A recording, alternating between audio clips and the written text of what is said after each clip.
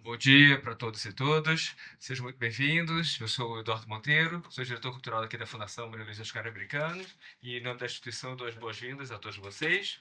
Então, sem mais delongas, vou passar a palavra para o Eric Fernando Brasil, curador da série que inaugura hoje.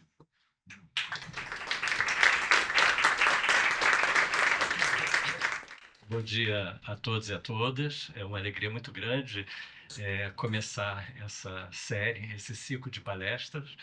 Essa ideia surgiu de uma entrevista de um psicanalista que dizia que houve algum levantamento, uma pesquisa, não vou saber, certamente não acadêmica, mas com tanta importância e relevância quanto, que hoje as pessoas estão mais focadas, ambicionando mais, né?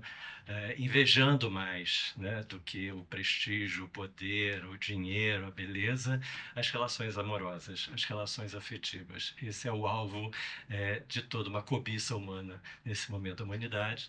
Então, a gente resolve falar também sobre isso, as relações afetivas, as relações amorosas. E quando viu, está pipocando, quer dizer, várias pessoas já estão falando já há algum tempo sobre as relações amorosas. E é uma alegria muito grande poder ter reunido uma série de palestrantes com tanta, enfim, diversidade de olhares, né, durante esse ano. Hoje temos, então, começando com um dos ícones, né, das relações amorosas no Ocidente, que é Romeu e Julieta. Eu agradeço muitíssimo a Fernanda e a Liana, que estão conosco desde 2022, e obrigado. Passo a palavra para as duas.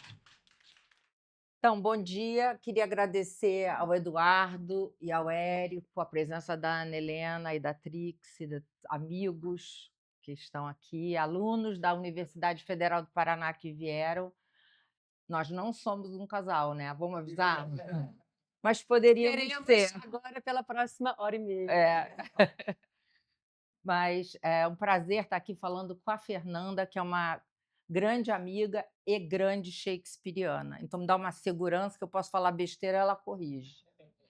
E até a Fernanda que começou esse roteiro, acho que você começa, né? Tá. Tem 2 microfones? Na verdade, eu e a Liana, a gente tem essa liberdade de se interromper, se corrigir e lembrar uma outra de coisas. Então a gente tem essa parceria e a gente promete que não vai ficar confuso, tá? Mas pode ser que em algum momento a gente tenha um roteiro, cada uma com as suas falas, mas E vocês podem interromper, perguntar a hora que quiserem, porque, na verdade, a gente tem um roteiro. O meu, esqueci o computador em casa, ficou meio assim deplorável. Mas a gente vai pensar com vocês. Então, não é uma coisa que está 100% pronta. Né? O Érico lançou essa pergunta: será que o Romeu e Julieta ainda vale hoje? Eu levei a pergunta para a universidade, os meus alunos, alguns que estão aqui, 4 que estão aqui, tentaram responder e responderam. E aí vamos ver agora o que, é que vai sair. isso mesmo. Então, o negócio é o seguinte, bom dia, brigadíssima a Érico e a Eduardo por inventar essas séries, por trazer a gente para estar juntos aqui conversando sobre temas tão variados, tão importantes, na série literária, na série histórica, agora na série sobre o amor, sobre cinema. Parabéns à Fundação por sustentar esse projeto.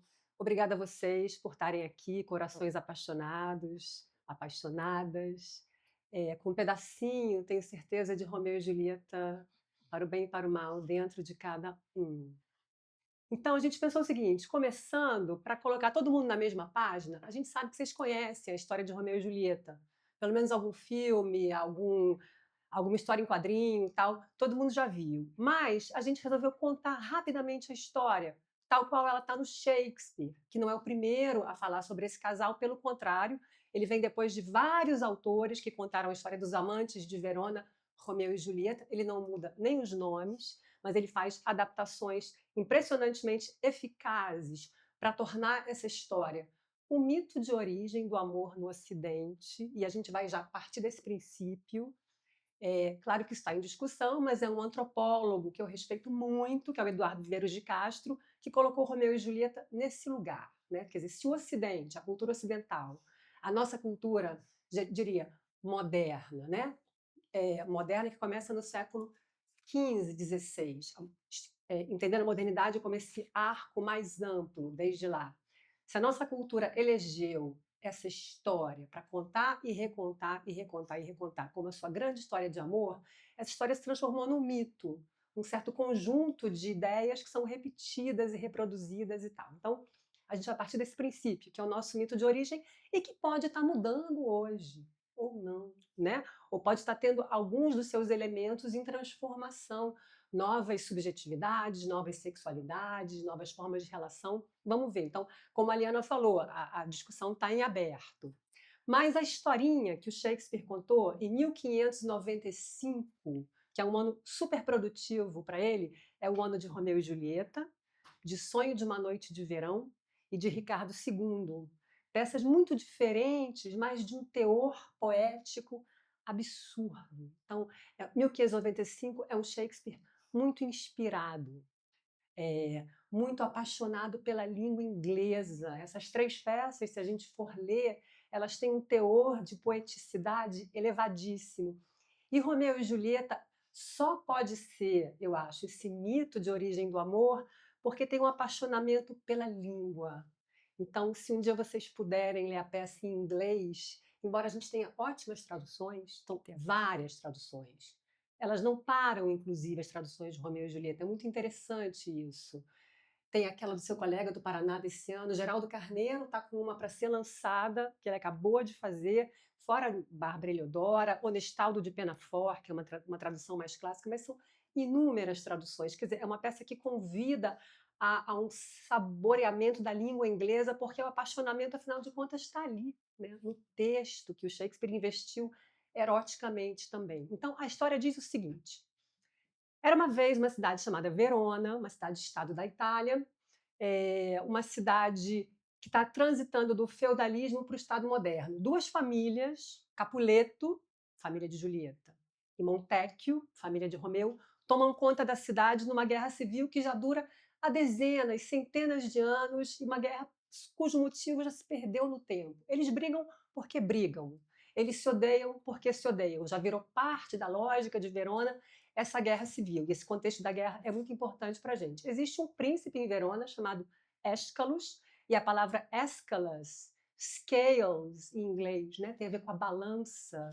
Então ele tenta equilibrar essas forças em Verona ao longo de toda a peça, lutando contra o poderio dessas famílias, que são quase facções que tomam conta da cidade. Então tem essa tensão política importante. E dessas famílias, Romeu e Julieta, sem saber, vão se apaixonar um pelo outro. Numa festa, num baile na casa dos Capuletos. Romeu chega nesse baile para encontrar Rosalina, que era a moça por quem ele sofria. Julieta não é a primeira mulher por quem ele se apaixona. Que é até uma coisa curiosa sobre o Romeu, né? Meio volúvel, talvez. Mas ele está sofrendo pela Rosalina, ele só entra nesse baile de penetra, porque é arriscadíssimo de estar ali, para ver Rosalina, mas ao ver Julieta, pum, botou os olhos na Julieta, eu amei antes. E aí eles se apaixonam, isso é domingo à noite, na segunda-feira ele é reciprocado pela Julieta, eles se casam na segunda, tem aquela briga terrível que Romeu mata Teobaldo depois do casamento, primo de Julieta. Romeu é banido de Verona e vai para Mântua. Com esse banimento, eles conseguem ter a sua primeira e única noite de amor, antes do exílio de Romeu.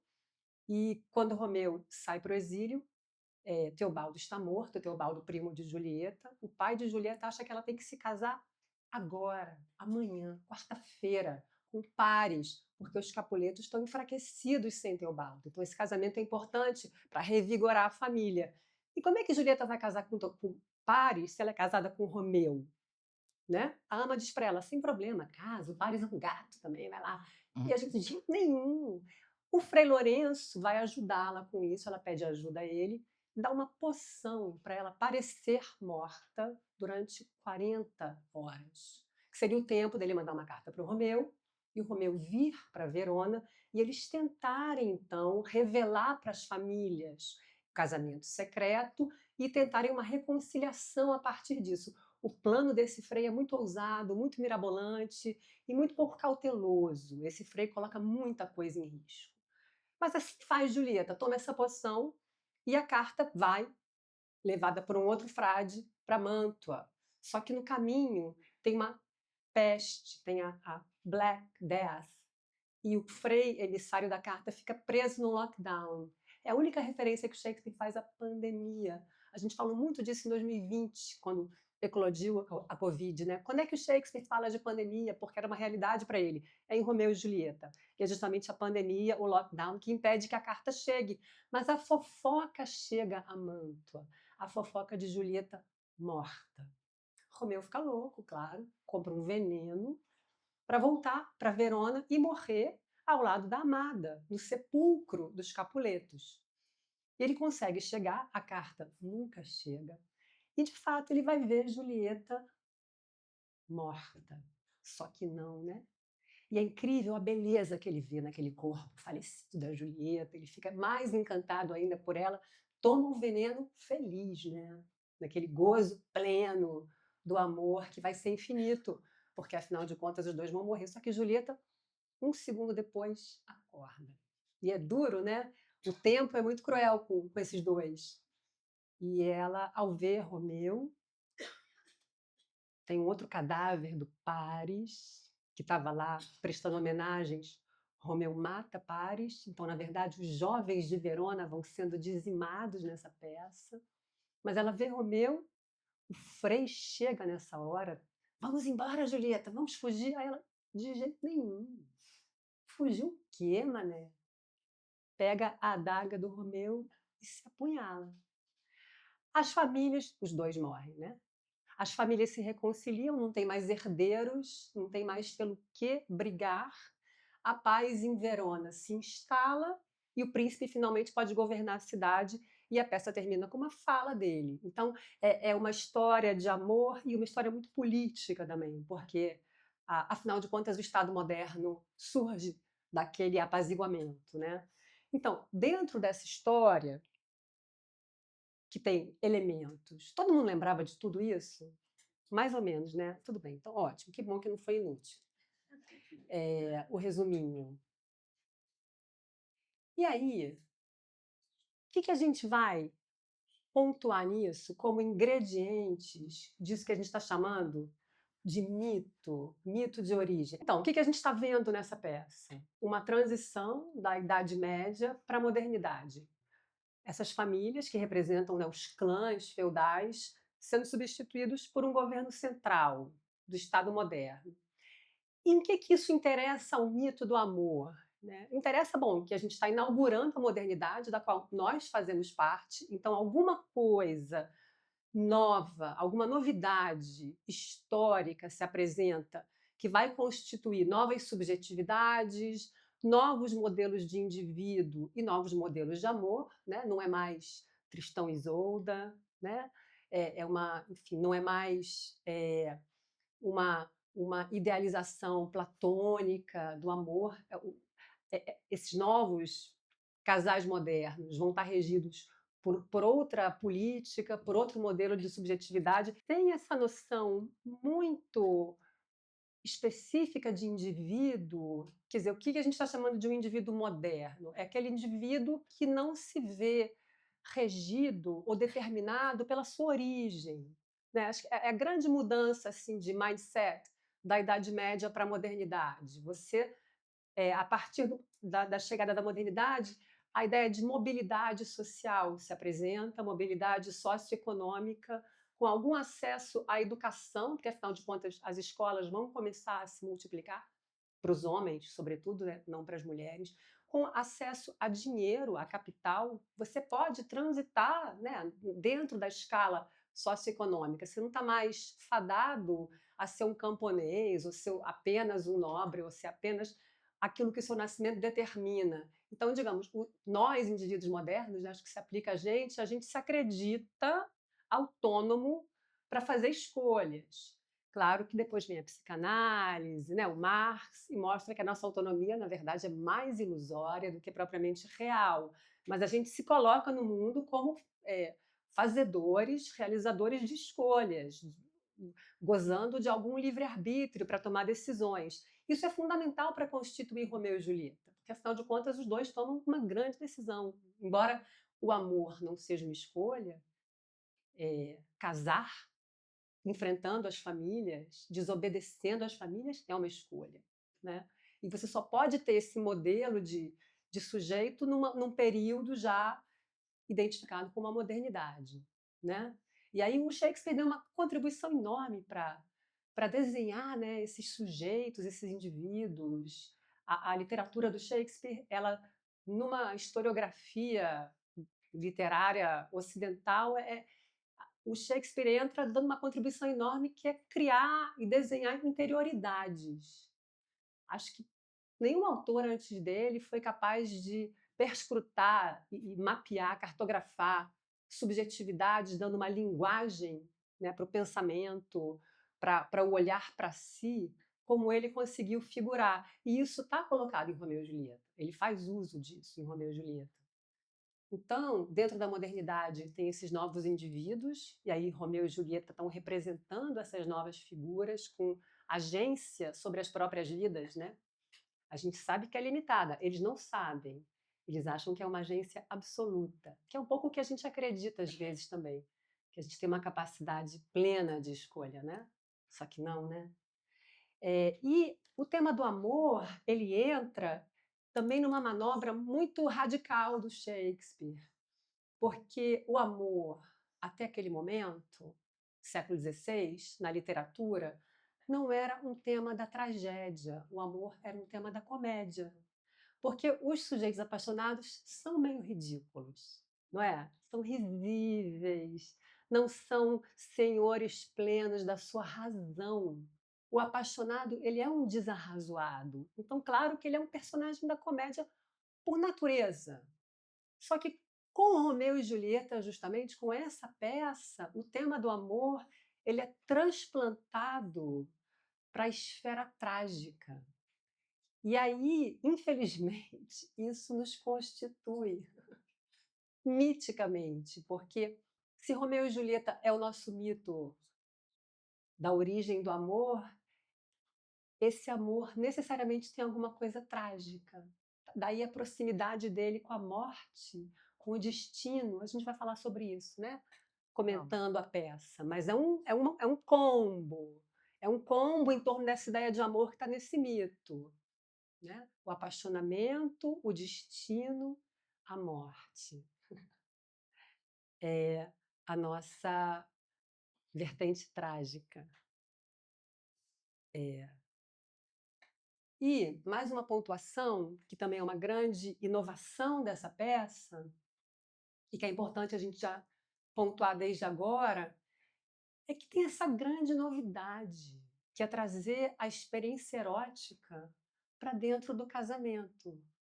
Pensem que até o século XVI, na literatura, não havia no imaginário da cultura, dos textos literários, a ideia de paixão erótica para um casal casado.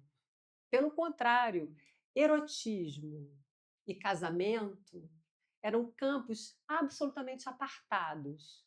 O erotismo está na ordem do proibido, do pecado, do interdito. O casamento está na ordem dos contratos, dos negócios, né? Das transações econômicas, dos arranjos. Campos totalmente apartados. E aí, nessa peça, o Shakespeare faz, eu acho, uma sacanagem de juntar essas duas coisas, né? De fazer a gente acreditar que o erotismo sobrevive ao casamento. Talvez por isso o deles só dure uma noite, não é? E é um problema grande, é um problema subjetivo para a gente, esse exercício de manter essas coisas conectadas. Mas a Julieta e o Romeu, eles se casam. Eles não transam antes de casar. É absolutamente lícito o que eles fazem. Eles vão, é um casamento secreto, ok? Mas, como é que se chama isso? Sacralizado? Não. Sacramentado pela igreja, na figura de Frei Lourenço. Né? E depois de casar, eles têm a sua merecida noite de núpcias. Tudo by the book, como a Julieta gosta de dizer. Né? By the book. Então, essa peça, ela faz essa manobra cultural, que eu acho que também se implanta aqui no nosso imaginário, né? A gente casa com aquele ou aquela pela qual a gente se apaixona.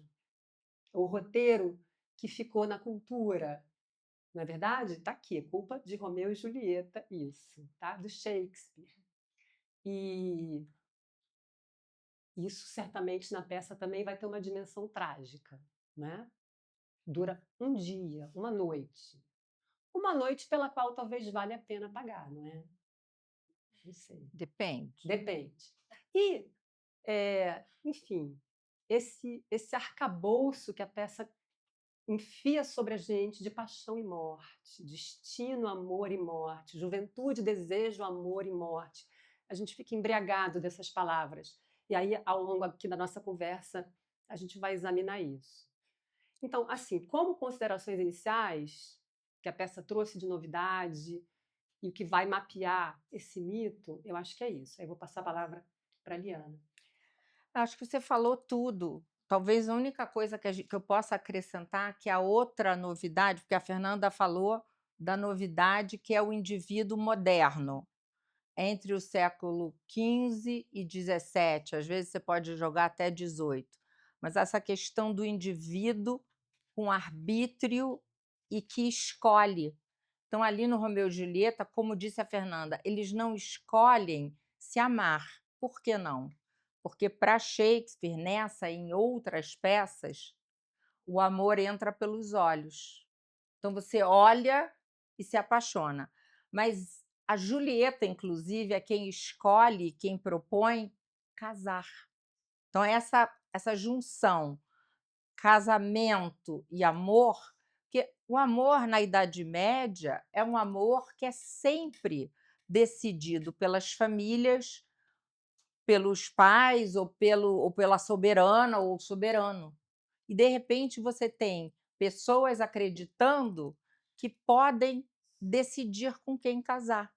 Para a gente, isso não é novidade. Se eu perguntar aqui para vocês quem que vai ser o pai de vocês ou a mãe que decidiu ou que decidirá com quem que vocês casam? Não, você eu, obviamente.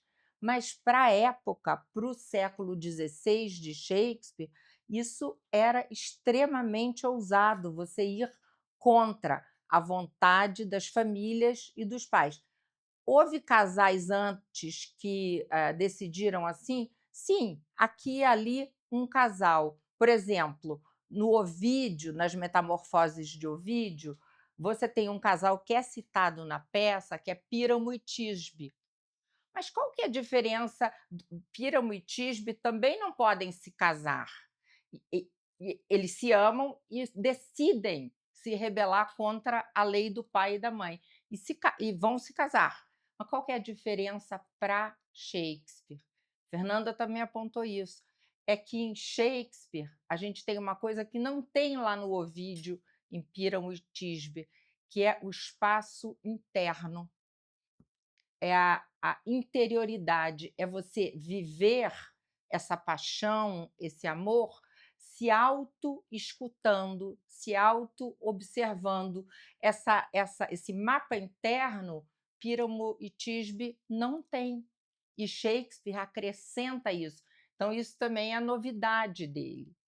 E talvez a única que eu possa acrescentar, que a Fernanda não falou, por gentileza, mas ela sempre gosta de enfatizar isso, é a questão de ser a Julieta e não Romeu, aquela que propõe casamento. E isso é absolutamente novo, porque na história da literatura, nos casais apaixonados, a mulher sempre tinha um papel passivo.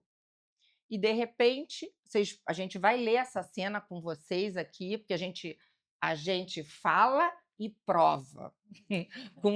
E a gente vai ver que é a Julieta que diz: se me amas, né, manda dizer amanhã que horas a gente se encontra para casar.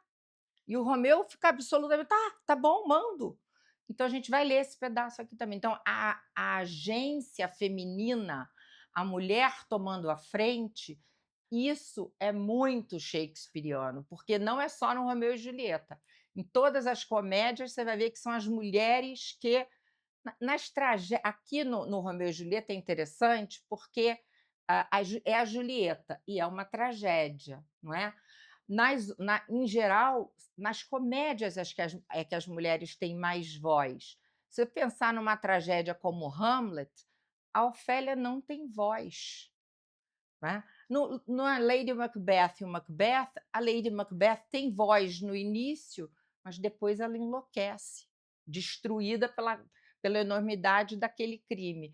Então, nessa tragédia, como também mais tarde em Antônio e Cleópatra, a mulher tem voz. Ela decide, ela dá o primeiro passo, ela é que propõe. Então, isso também é uma novidade shakespeariana.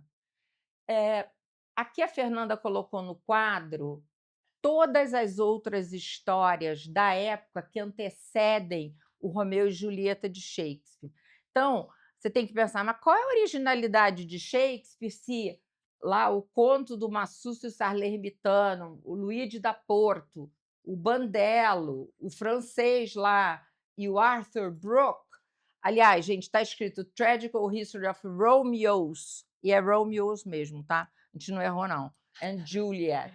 Então, olha quantas vezes essa história foi contada antes, e bem perto de Shakespeare, ali é 1400 a 1562. Shakespeare está escrevendo isso em 1595.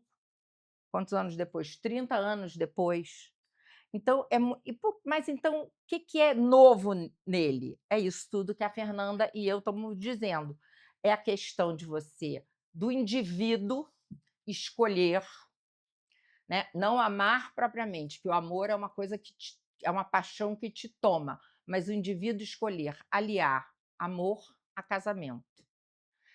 A outra coisa que é novidade é. Esqueci tudo. A questão moralizante, exato. Nas outras histórias, a gente vai ler daqui a pouco um trechinho, você tem sempre uma moral da história. Olha, esses dois fizeram isso, mas não deviam ter feito isso, e por isso eles são culpados pela própria morte. Então você tem uma moral da história e dizendo, eles deviam ter obedecido aos pais. Que, aliás, eu até acho que talvez devessem mesmo, né? Que estariam vivos.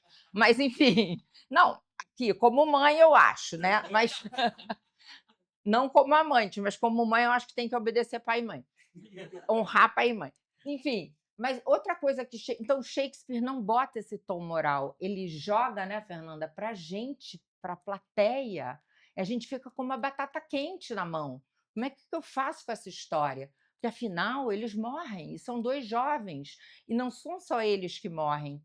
Morre o Paris, morre o Teobaldo, morre o Mercúcio, morre Romeu e Julieta, 5 jovens. No túmulo, no final, tem 4 corpos de jovens. Morreu toda a juventude de Verona, então um preço muito alto, talvez. Acho que Shakespeare está perguntando isso para a gente e não responde. Quem responde é a gente. Vale a pena? Outra coisa que ele faz, que a Fernanda também falou, é comprimir a história. Nesses outros autores, a história acontece em vários meses. Aqui não, é tudo muito rápido. Então, o tempo é um fator para a tragédia. É por causa da pressa. Vou dar um exemplo assim, dentro da peça mesmo, em relação a enredo. Se houvesse mais tempo, o Frei que ficou preso, o Frei João, que ficou preso naquela cidade que estava em quarentena, teria tido tempo de entregar a carta ao Romeu, o Romeu ia abrir a carta e ler. Ah, tá, Julieta não está morta, só tomou uma poção que parece morta, mas não há esse tempo. Além disso, na hora que o Frei Lourenço manda o Frei João entregar a carta, que está havendo o enterro de Julieta na cidade, um empregado do Romeu escuta, vê aquilo e vai ao mesmo tempo que o Frei sai para um lado, ele sai para o outro, só que ele é mais ágil. Enquanto o Frei vai beber alguma coisa numa cidade vizinha e fica preso por causa da quarentena, o empregado do Romeu vai direto para o Romeu e chega lá e diz assim: eu fui no enterro de Julieta. Então o Romeu fica desesperado. E o Romeu ainda pergunta na peça: "Mas o Frei Lourenço não mandou nenhuma carta para mim?" "Não, não tenho nada". Então, quer dizer, o problema desses freis é muito complicado na peça. Eu acho que Shakespeare está fazendo uma crítica também ali, Concordo não é? completamente. A igreja, o Frei, ele faz uma atrapalhada, ele coloca os jovens em risco. Acho que tem um olhar assim Sim, bem enviesadamente crítico, sim, a que a igreja. Inglaterra já era anglicana nessa época, não é? E não sei se Shakespeare era católico, acho que não. Dizem que o pai dele era, mas eu acho que, enfim, ali ele está colocando uma crítica à atuação da igreja. Além disso, lá a Fernanda contou o final, né, mas todo mundo sabe o final da história. Por quê? Porque já é contada no prólogo, a gente vai ver daqui a pouco. Shakespeare abre a peça com um spoiler e acabou. A história está toda ali. A gente assiste, não é para saber se eles vão viver ou morrer, mas é para ver como é que isso ocorre, não é? Mas o Frei Lourenço, que deu a poção para Julieta, ele deu uma poção para ela ficar 40 ou 42 horas adormecida. E ele sabe que o Romeu, se tudo der certo, vai chegar nesse momento para ver a Julieta no túmulo. O que o Frei faz? Ele chega exatamente. Ele marcou, ele tinha relógio, eu acho, esse Frei. Ele marcou no relógio e ele não chega meia hora antes, 10 minutos antes. Então, o tempo, novamente, está conspirando contra esse amor. Né? O tempo é quase um parente do destino, porque desde o início da peça, Shakespeare coloca essa ideia de que esses amantes nasceram com um destino já traçado. Em inglês, no prólogo, já vai estar dito a pair of star-crossed lovers, amantes que nasceram com uma estrela, com um destino já traçado. E a pergunta da gente é: mas dentro dessa peça, sabendo que Shakespeare escreve, é um homem que não é mais medieval e nem é um grego e latino. Ele está escrevendo no Renascimento, né? Então, o Renascimento é marcado pela questão da emergência do indivíduo, do individualismo. O sujeito emerge nesse momento na história. Então, por que o destino vai ter um peso tão grande nessa peça? Ou será que tem? Ou será que não tem? Ou será que são acidentes? Ou é a mão do tempo que é muito pesada, especialmente quando ele corre? E também quando ele não corre, a mão do tempo é pesada, né? A gente sabe disso. O tempo é sempre um problema, né? O tempo é sempre um problema.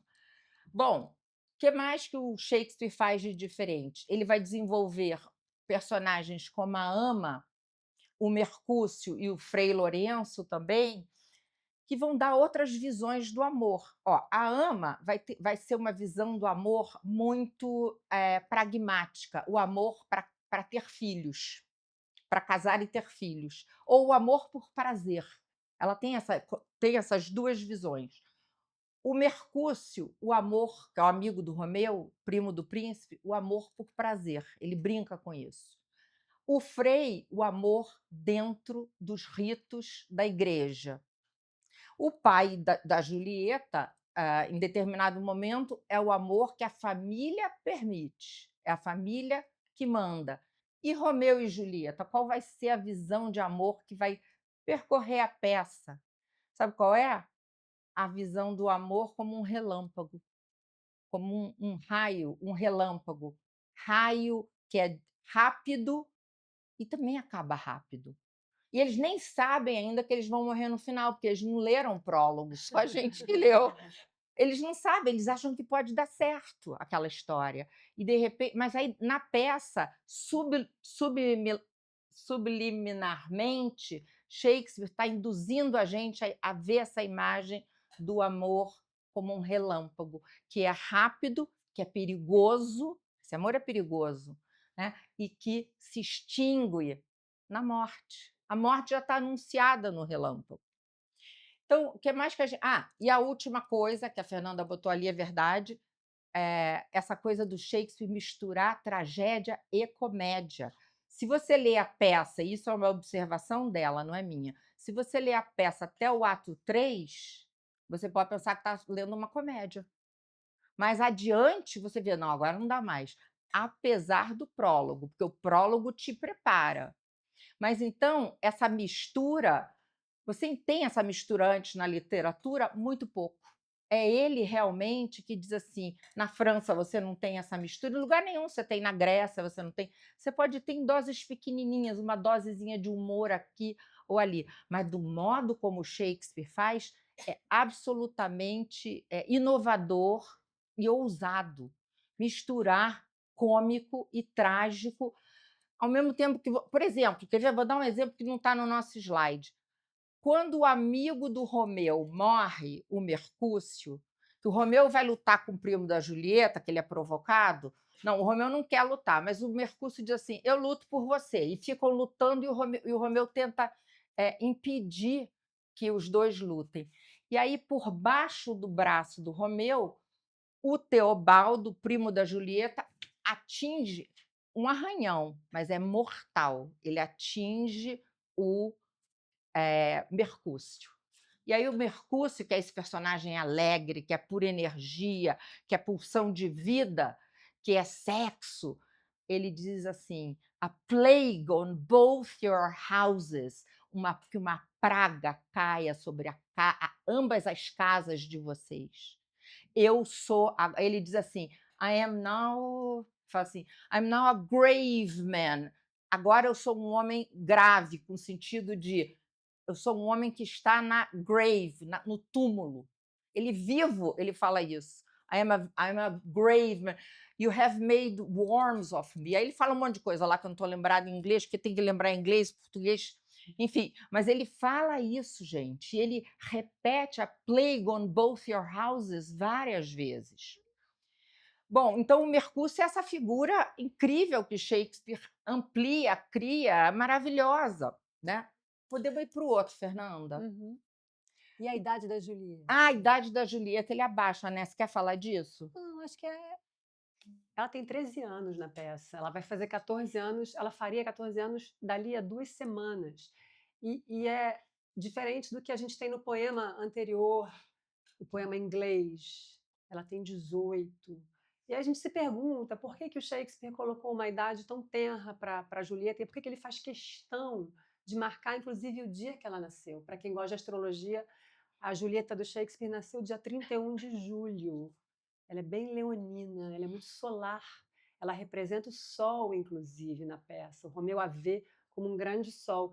E acho que a ideia é mostrar para a gente que tem alguma coisa ali muito especial naquela personagem, porque ela só tem 13 anos e ela é uma criatura assim, de uma maturidade enorme, sobretudo se comparada ao Romeu. Como a Liana disse, a Julieta é a força motriz da peça. É ela que move essa peça. E esse poema é uma das fontes, a fonte mais próxima de Shakespeare. Eu vou ler para vocês verem como é diferente do tom da peça.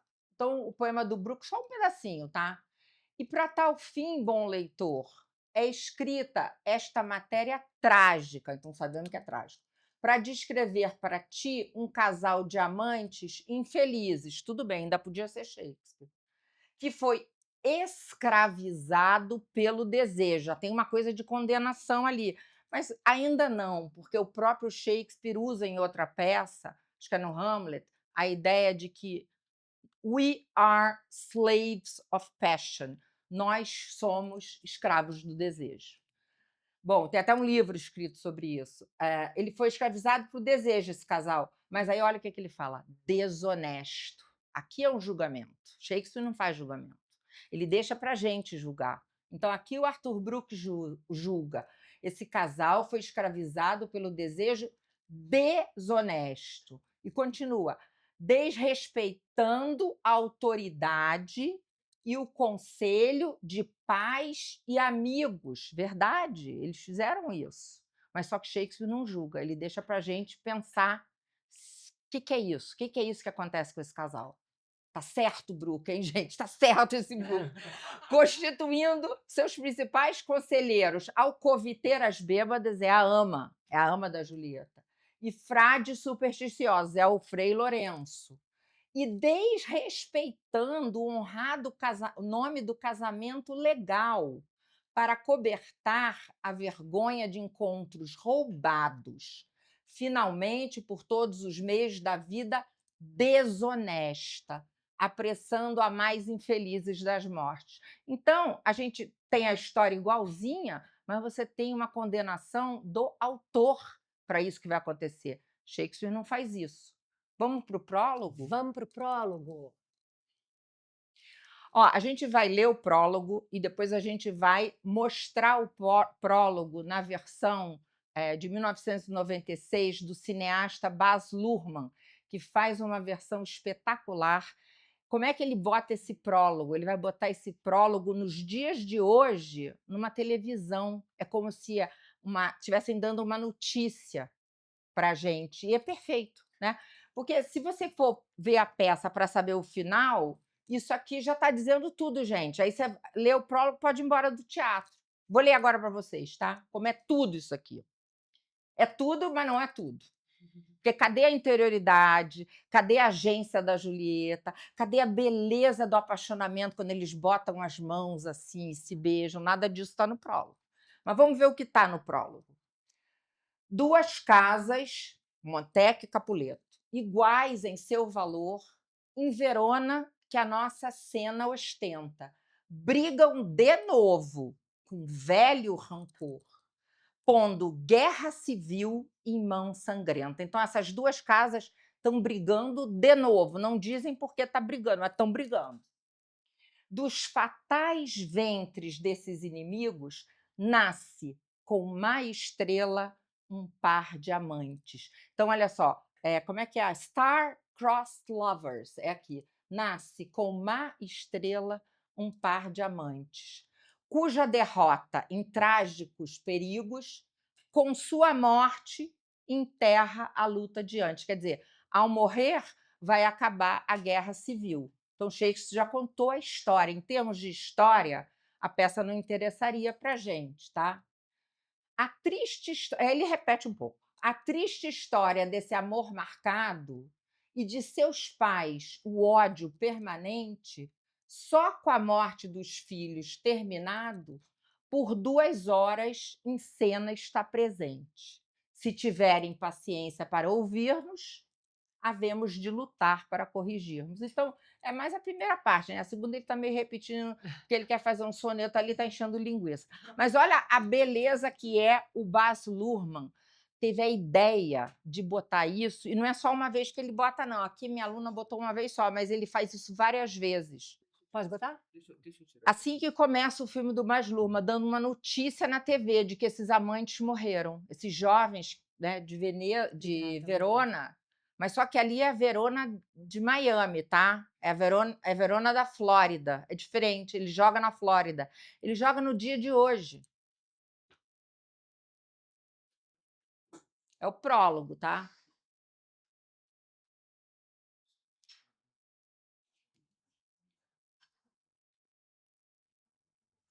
Two households, both alike in dignity, in fair Verona, where we lay our scene.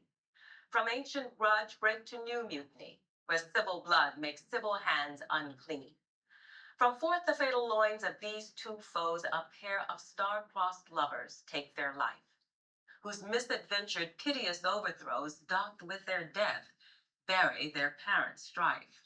The fearful passage of their death-marked love and the continuance of their parents' rage, which but their children's end naught could remove, is now the 2 hours traffic of our stage.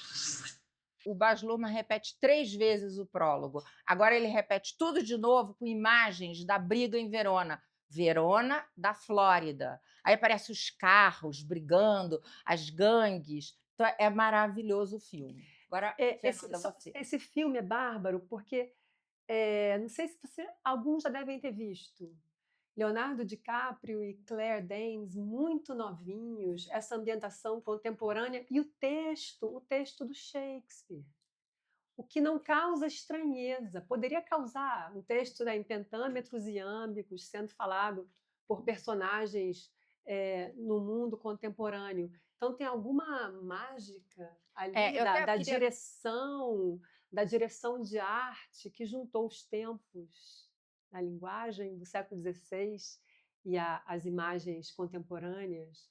É muito bem eu queria dar um sacado. exemplo de como o Baz Luhrmann faz isso do texto, sem mudar uma palavra. Ele corta o texto, tá? Ele corta em cerca de 60%, mas até eu cortei Mas 95% o cinema aqui. sempre corta isso. Sempre corta. É. Mas não é esse o problema. Ele deixa as palavras tais quais. Vou dar um exemplo. Por exemplo, esse texto tem briga, né? Toda hora tem a ideia de espada, sword. Toda hora. Como é que ele vai botar sword se ele coloca a peça em Verona, na Flórida, nos anos 90? Como é que ele vai? Alguém tirar uma espada? Quem tem uma espada aí? Então, eu espero que também ninguém tenha revólver. Mas no filme todo mundo tem revólver, são duas gangues. E como é que ele resolve de take your sword? Como é que ele resolve isso?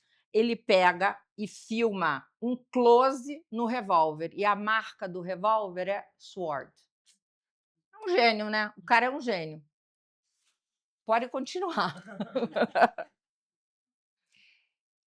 A gente vai ler, assim, uma seleção de cenas com vocês, algumas mais curtas, outras mais longas, para, enfim, a gente ir sentindo como é que aqueles temas lá, aqueles ingredientes desse mito do amor, que envolve a guerra, o destino, a morte, o tempo, o casamento, como é que esses ingredientes vão sendo colocados na peça. Então, acho que aqui a gente caracteriza Verona, né, Liana? Que cidade é essa? Que contexto é esse em que a história vai acontecer? Aí o Capuleto, pai da Julieta, estava tendo uma briga, a peça começa com uma briga de rua, que era a rotina da cidade. Os servos das duas casas se provocam, implicam, até chegarem às vias de fato com a porradaria, e aí vão chegando, depois dos servos, a semi-nobreza, e até que chega a nobreza, o velho Capuleto e o velho Montecchio entram em cena para conter aquela briga ou para continuar brigando. Aí o pai da Julieta Peraí, fala... só um minuto. Só tem além desse detalhe que é bem para caracterizar que lugar é esse, que Verona é essa. É a Verona das lutas civis, da briga entre as famílias. Ok, mas além disso, Shakespeare sempre faz mais do que uma coisa ao mesmo tempo. As mulheres, reparem o papel das mulheres, elas vão ser pacificadoras, pelo humor mesmo. Vocês vão ver. Então, Fernanda, eu leio o homem ou eu leio as mulheres? Eu leio os homens, você lê as Tá. mulheres. Aí chega o velho Capuleto. Que barulho é esse? Dê a minha espada. Aí a mulher dele, uma muleta. Pra que uma espada? Tá super velho. Minha espada, eu disse. Lá vem Montecchio brandindo a lâmina para me insultar. Aí o pai do Romeu vai chegando também. Capuleto, vilão, deixem-me ir. Ele quer partir para cima do Capuleto, mas ele é velho, né? Estão segurando ele, deixem-me ir. Aí a senhora Montecchio, mas nem um passo em busca dos inimigos. Quer dizer, as duas mulheres estão tentando segurar esses maridos. E aí vem o príncipe. Vejam como é que o Shakespeare, com tão poucos elementos, ele constrói um quadro tão completo. Porque é o seguinte, esses dois homens tão velhos, os donos, né, o velho Capuleto e o velho Montecchio, então, já que a mulher fala, pega a muleta em vez de pegar a espada. Ou seja, os únicos herdeiros deles são Romeu e Julieta. Por que eles não se reconciliam? O que resta ainda para eles de vida? Né? Para que manter uma guerra já absolutamente sem sentido? E não ceder lugar aos mais jovens. Então, o Shakespeare também, numa cena muito curtinha, ele mostra o absurdo. Quer dizer, se o amor é uma desrazão, a guerra também é uma desrazão. Se o amor é uma espécie de enlouquecimento, que rompe barreiras, que desrespeita limite, a guerra é muito pior do que isso. Ela é igualmente irrazoável. Então, ele mostra com isso, né? Para que os caras estão velhos? Sabe? Vai para casa descansar, deixa a vida continuar, deixa os jovens viverem. Mas não, morrem todos os jovens antes dos pais. Então, é um olhar também nessa peça que fala sobre o amor, sobre esse absurdo da violência. Quer dizer, e mesmo assim, o amor é capaz de frutificar. Isso é interessante da gente pensar, né? Por que ele escolhe falar do amor no meio da guerra? Por que ele escolhe esse contexto? Então, mais um elemento que acho que constitui essa nossa mitologia do amor. Mas aí o príncipe vai chegar. Lê o Eu leio o príncipe, príncipe, você Liana. comenta, tá? Maus cidadãos, inimigos da paz, que profanais com aço, né, o sangue irmão. Não me ouvireis? Sois homens ou sois fera? Se uma vez mais as ruas agitardes, as vossas vidas pagarão a paz. Que partam todo, pois a pena é morte. Então, a morte também fica colocada desde o início da peça. Já está meio que preparando a gente, não só para a questão da guerra, que toda hora um morre para lá e para cá, mas também para a morte do Romeu e Julieta. Subliminarmente, Shakespeare está preparando a gente. Isso. E a tensão das famílias versus o príncipe fica bem colocada também. Ele está tentando colocar ordem em Verona e já ameaçou, né? Como é que a gente vê o Romeu? Primeira vez que a gente vê o Romeu na peça, como é que ele é caracterizado? Ele estava. O Romeu passa as noites em claro por causa da Rosalina. Então ele é aquele amante petrarquiano, né? Vou falar um pouco disso. É. Gente, olha só, antes de Shakespeare, dois grandes momentos em que o amor é cantado próximo a Shakespeare. Um é o amor do século XII, que se chama amor cortês, que é aquele amor da corte da Aquitânia e de Provence. Como é que é esse amor? É um amor assim, ó. O dono do castelo está viajando numa cruzada e deixa a mulher no castelo tomando conta do feudo da família. E aí ele fica 2, 3, 5 anos numa cruzada. Ela é super bonita, né? E aí tem um monte de cavaleiros que ficam exaltando a beleza dessa mulher e amando essa castelã à distância. Isso é a essência do amor cortês na literatura. Então, quer dizer, o que eu estou dizendo? O amor cortês é um amor idealizado, e isso não vai ter no Romeu, mas idealizado vai ter no Romeu. Mas essa segunda coisa não vai ter. Adúltero. Isso, o amor cortês é o amor adúltero. Idealizado e adúltero. Então, guarde essas coisas idealizado. No século XIV, o Petrarca faz versos do cancioneiro para Laura, mas ele nunca vai nem chegar, nem beijar a Laura. Laura morre e ele continua cantando Laura em seus poemas. Que amor é esse? Um amor distante, idealizado, que não se consuma. O de Romeu e Julieta é diferente, que ele se consuma. Tem uma parte de você achar bonito e, vamos dizer, fazer belos versos? Sim, mas a parte incrível desse amor vai ser que ele se consuma. Tudo bem que é uma noite só, né? Dançam no baile, dão 2 beijinhos e no dia seguinte estão casados. O que a gente vê no início da peça é um Romeu apaixonado, mas ele não está apaixonado pela Julieta, ele está apaixonado pela Rosalina, que é um amor idealizado, porque ele nem conhece a Rosalina. Ele nunca trocou uma palavra com a Rosalina. Ela está se preparando para ser freira. Nossa, ele está apaixonado por essa mulher. Então, uma espécie de amor petrarquiano. Na verdade, o que Shakespeare está fazendo é dizendo assim: olha, o Petrarca fez dessa maneira. E olha o que é esse amor do Petrarca. É um amor que está amando a ideia de amar, mas que não está amando a concretude do corpo, da pessoa, entendeu? É um amor que ainda é um amor ideal e que por isso vai ter outro valor para Shakespeare. Então, está mostrando para a gente um tipo de amor. Eu sou o Benvolio ou eu sou o Romeu? Escolhe. Você é o Romeu, sou Benvolio. Aí eles se encontram de manhã. O Romeu passou a noite em claro, rolou aquela briga que a gente acabou de ver que os pais, né, Capuleto e Montecchio, tentaram lá interferir. Aí o Romeu está chegando e o primo dele, Benvolio, fala: Bom dia, primo. Ainda é tão cedo? O Romeu estava em noite inteira acordado, né? São 9 horas. Longa, olha que chato, Romeu. Longas são as tristes horas. Mas ele acabou de ver o pai dele indo para casa. Então ele fala assim: foi meu pai quem saiu assim depressa? Foi. E o que é longas horas de Romeu? Lá vem o chato. A falta do que as possa torná-las curtas. Amor? Sua falta. Das graças da quem tem o meu amor. Quer dizer, o amor do Romeu é falta. Ele não conhece a moça ainda. Pena que o amor tão lindo na aparência seja, na verdade, cruel e rude. Gente, agora eu vou ler, eu não sou atriz, tá? Mas vocês prestem atenção se isso aqui não é uma coisa de louco, tá?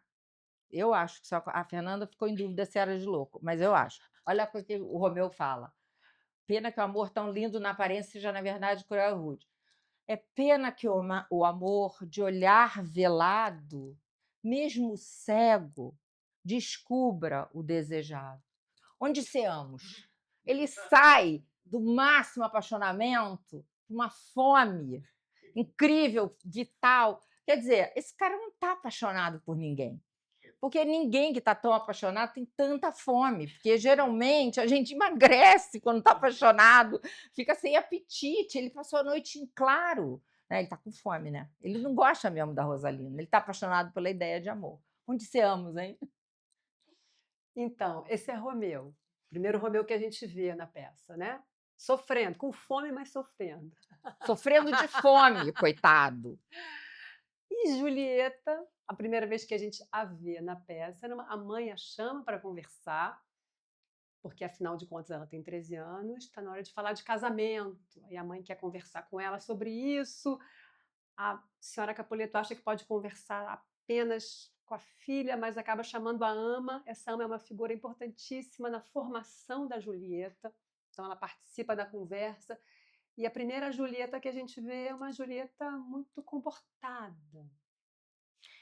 E tem que lembrar o seguinte: na cena anterior, o Conde Paris foi para o pai da Julieta, o Capuleto, e pediu a Julieta em casamento. E o pai disse assim: olha, ela é um pouco nova. Aí o Paris diz: mas outras, na idade dela, já são mães aqui em Verona. Aí o pai da Julieta diz: então tá. Então, se você falar com ela e ela aceitar você, eu dou a minha permissão. Nesse ínterim, ele manda a mulher conversar com a Julieta. E aí, vamos lá, Fernanda. Isso. E esse baile que vai ter hoje à noite, hoje é domingo, é o primeiro dia da peça. O baile de hoje à noite vai justamente apresentar Paris e Julieta, para começar a fazer o matchmaking ali dos dois. Eu sou a mãe, Tá. né? Tá. Onde está minha filha? Chame a ama. Aí a ama chama, que sou eu, tá? Querida, carneirinho, Deus me livre, onde está? Cadê Julieta? Julieta chega. Aqui estou, quem me chama? A sua mãe. Senhora, aqui estou. Que deseja? É o seguinte, ama, sai um pouco. Aí ela olha para a cara da Julieta. Sai um pouco, o assunto é secreto. Ama, volte. Ela não tem intimidade com essa filha. Ela nunca ficou com essa filha sozinha. Então, quando ela manda a ama embora, porque o assunto é casamento, no dia que você ama que estivesse tratando disso. Aí ela se defronta com a filha que ela não tem intimidade. Ama, volta, volta. Aí ela dá uma desculpa. Pensei melhor. Preciso do seu conselho. Conheces minha filha desde o berço. E a ama diz: eu sei até a hora em que nasceu. Não fez 14 anos. Aí a gente pulou ali um pouco. Casamento é justamente o tema dessa conversa. Diga-me aqui, Julieta, como se sente quanto ao casamento? É honra com que nunca ousei sonhar. Pois comece a pensar, mocinhas mais jovens que você, da nobreza de Verona, hoje já são mães. Pelas minhas contas, eu era sua mãe com a mesma idade que você tem de solteira. Enfim, o nobre Paris quer o seu amor. O que achas? Serás capaz de amá-lo? Sim, se ao olhar sentir-me apaixonada. Porém, mais longe eu nunca hei de ir que o voo que a senhora consentir. Então, a Julieta, no mínimo, ela é diplomática, né? Então, o Romeu ali, apaixonado por Rosalina, sofrendo, passando a noite em claro. Julieta, essa mocinha cuja família está querendo, né? Está na hora de casar, é o Paris. E ela não deixa a gente ver tanto dela quanto a gente vê o Romeu. Mas a própria mãe, como a Liana disse, não tem intimidade com a filha que a ama tem. E essa ama é uma figura, porque é uma figura assim, e o Shakespeare mostra isso com muita clareza, uma figura muito mundana, muito corpórea, ela não tem papas na língua, ela é sexualizada, ela fala dos peitos que amamentaram Julieta, das brincadeiras, já desde que Julieta é pequenininha, brincadeiras com piadinhas de duplo sentido. Então, opa, né? Não é a Julieta que fala, mas a presença da ama na vida da Julieta, e é essa ama que o Brooke chama de alcoviteira bêbada, foi essa mulher que criou a Julieta. Isso começa a dar pistas para a gente do que a Julieta vai ser. Tá? Aqui ela está Aqui ela está econômica. diplomática. Olha, se eu olhar e gostar dele, caso, mas nunca vou ousar nada que a senhora não consinta. Então, ela é diplomática, obediente, mas ela deseja escolher, né? Isso. Ela diz, né? Vai lá. É, Há uma coisa que eu queria falar aqui, a gente botou essa passagem super curta em homenagem ao Érico, que gosta muito de astrologia, porque nessa peça, entre todas as peças de Shakespeare, é que você tem mais a presença do destino que está traçado nas estrelas, que foi a inspiração para aquele filme, que eu esqueci o nome, O Destino das Estrelas, não sei o que, aquela cafonice que aparece, que o adolescente vê. Pois é, olha o que eu o acho Romeu... lindo, Eu não escrito gosto. nas estrelas. É escrito nas estrelas, mas a expressão é boa, né? Então, o Romeu não conhece a Julieta e ele tem essa sensação de um destino pairando sobre ele. Aí ele diz: a minha mente teme algo que, ainda preso nas estrelas, possa iniciar um amargo destino. Ele não conhece a Julieta, ele não sabe nada, ele só tem esse pré-sentimento. Isso é eles chegando na festa, quando eles estão chegando no baile, porque como o Romeu acha que Rosalina vai estar lá, eu já falei isso, ele aceita ir a essa festa, porque ele não está gostando de festa, a alma dele é pesada, ele fala, né? Mas tudo bem, ele vai porque vai ter uma chance de olhar para a Rosalina. Então, essa presença, essa vibe do Romeu é importante, meio para baixo, né? Meio melancólico, em excesso. E aí o Romeu vê a Julieta. E quando ele vê, é aquela coisa que está sempre em Shakespeare, que o amor entra pelos olhos. Né? Depois eles têm que escolher se vão casar ou não vão casar, mas o amor é instantâneo. Ele, no Sonho de uma Noite de Verão, que a Fernanda falou que Shakespeare escreveu mais ou menos na mesma época que ele escreveu Romeu e Julieta, Shakespeare tem 30 anos por essa época, e ele escreve Romeu e Julieta e Sonho de uma Noite de Verão, qual a outra, hein? Ricardo II. Ah, mas Ricardo II não tem isso.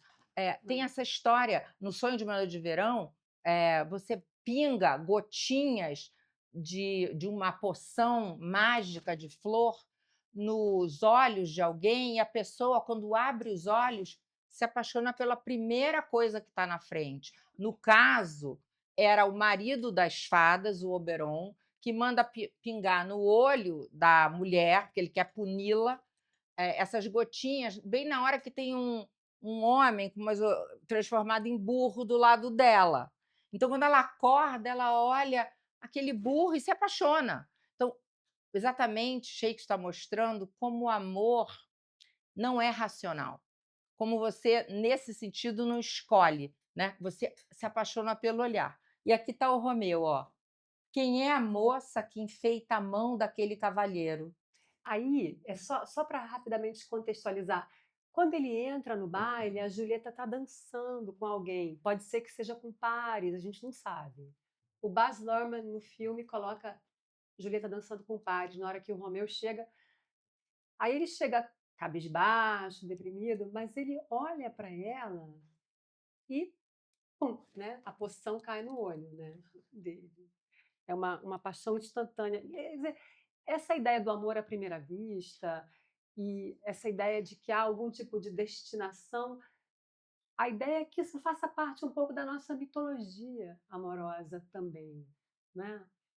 Essa possibilidade de você ser capturado, está dentro de uma certa fantasia nossa de amor, que o Shakespeare insiste tanto. Então, o Romeu, vai lá, Liana, vou fazer Quem é a piada. moça que enfeita a mão daquele cavalheiro? Eu não conheço.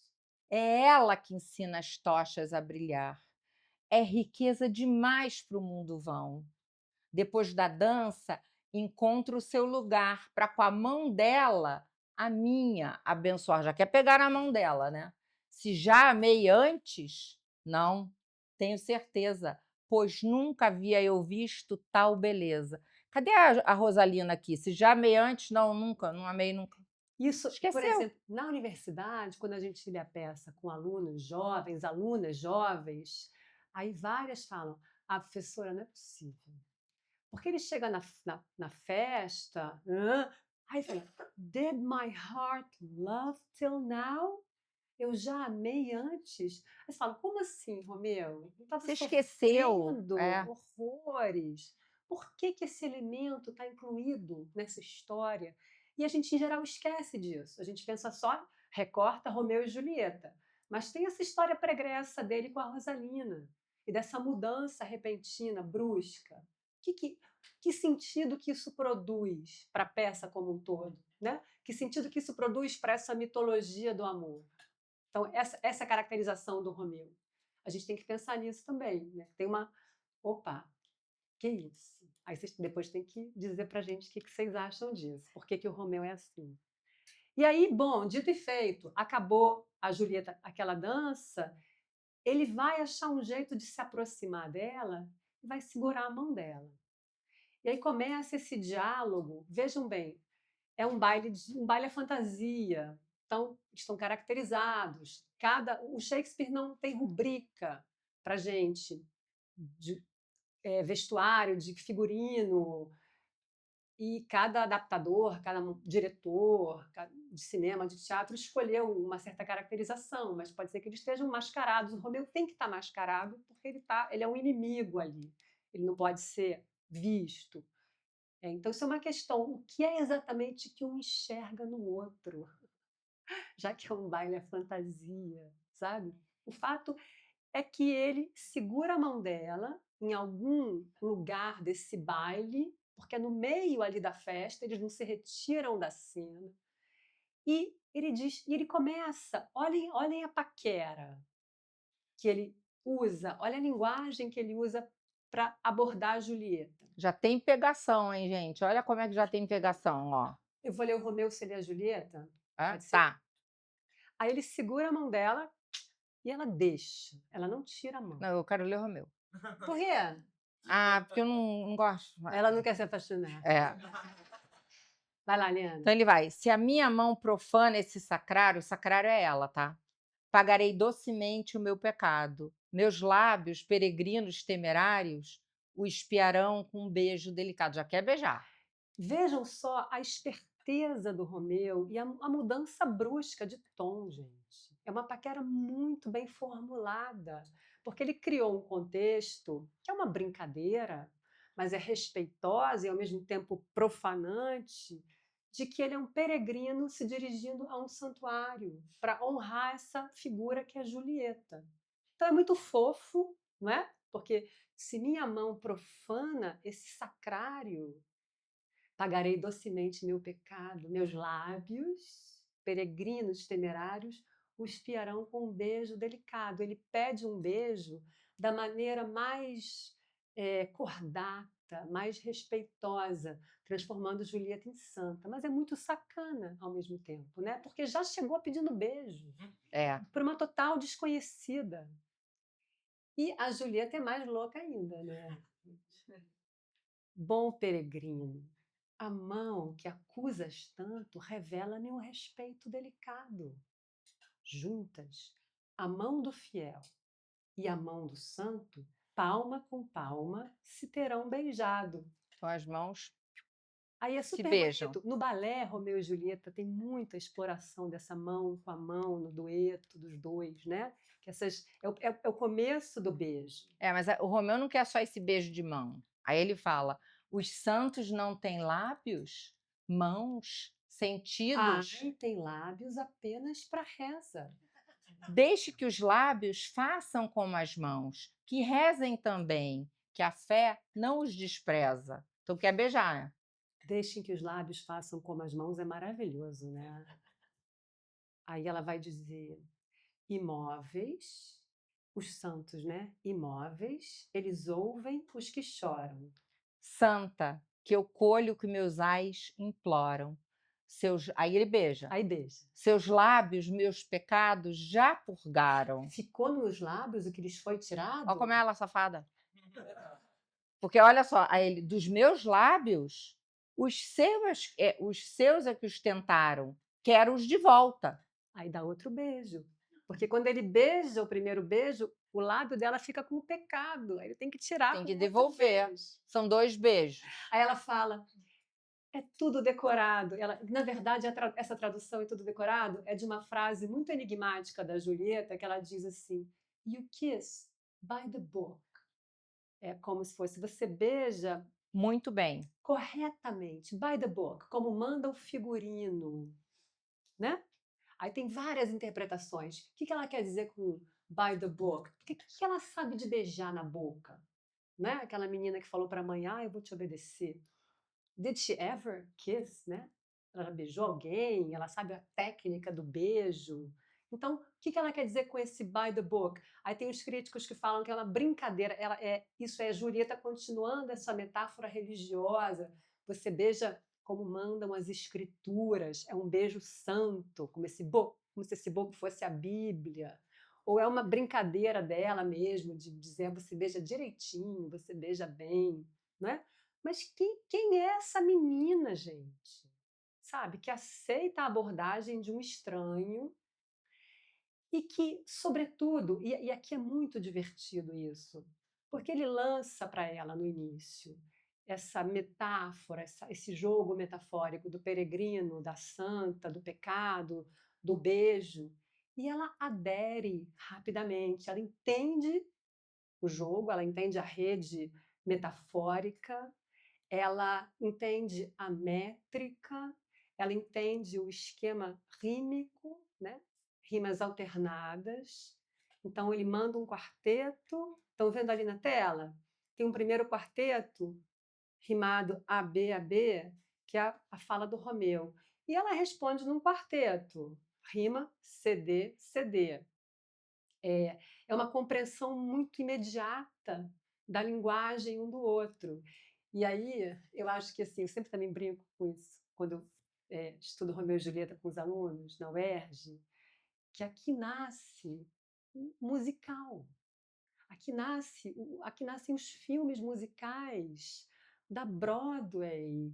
Porque sabe aquelas cenas do Fred Astaire com a Ginger Rogers, que eles nunca se encontraram antes?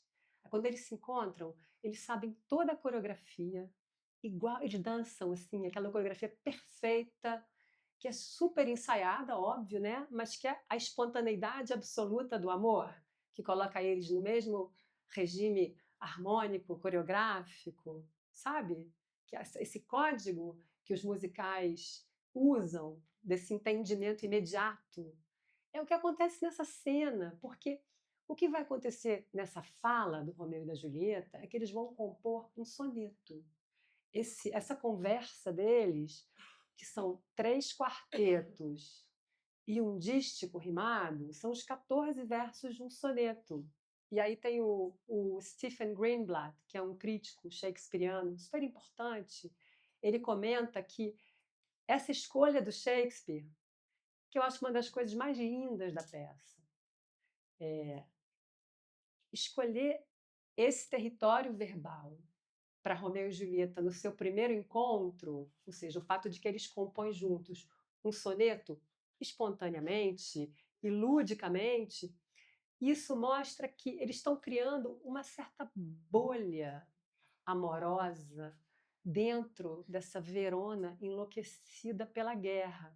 O Shakespeare marca verbalmente, linguisticamente, poeticamente, um mundo à parte para os dois, porque eles não saíram no baile, eles estão no meio da festa, né?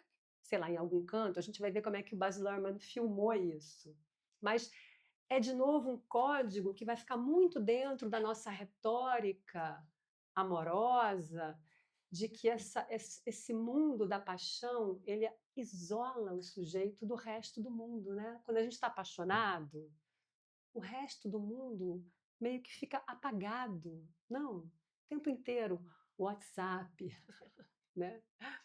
A hora de Vou lá, então. encontrar, né? Então, o soneto é a manifestação dessa singularidade do Romeu e Julieta estando dentro. Eles estão fora daquele mundo, mas dentro. Peraí. Tá bom? Posso ir? Pode. É o soneto, hein, gente? Ó. I profane with my unworthiest hand this holy shrine of gentle sinlessness. Coitada, aí eles botaram pares. Que fica como se fosse um bobo. Two blushing pilgrims ready stand to smooth that rough touch with a tender kiss. Good pilgrim, you do wrong your hand too much. Which mannerly devotion shows in this? For saints have hands that pilgrims' hands do touch, and palm to palm is holy palmer's kiss. Have not saints' lips, and holy palmers too? Aye, pilgrim, lips that they must use in prayer. Well then, dear saint, what lips do what hands do? They pray, grant thou, lest faith turn to despair. Saints do not move, though grant for prayer's sake. Then move not while my prayer's effect I take. Oh! Dang! Oh!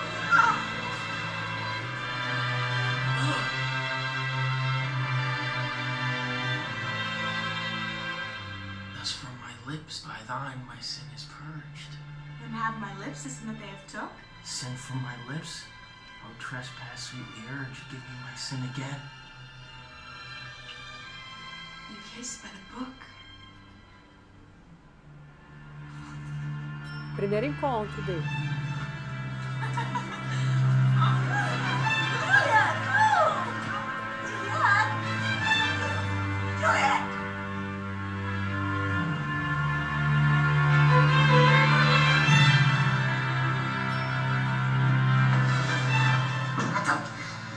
Mother craves a word with you. What's the way?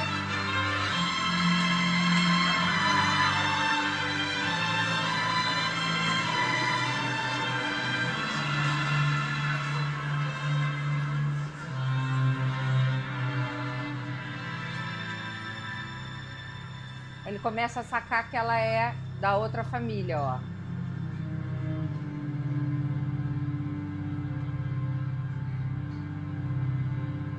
Is she a Capulet? His name is Romeo, and the Montague, the only son of your great enemy.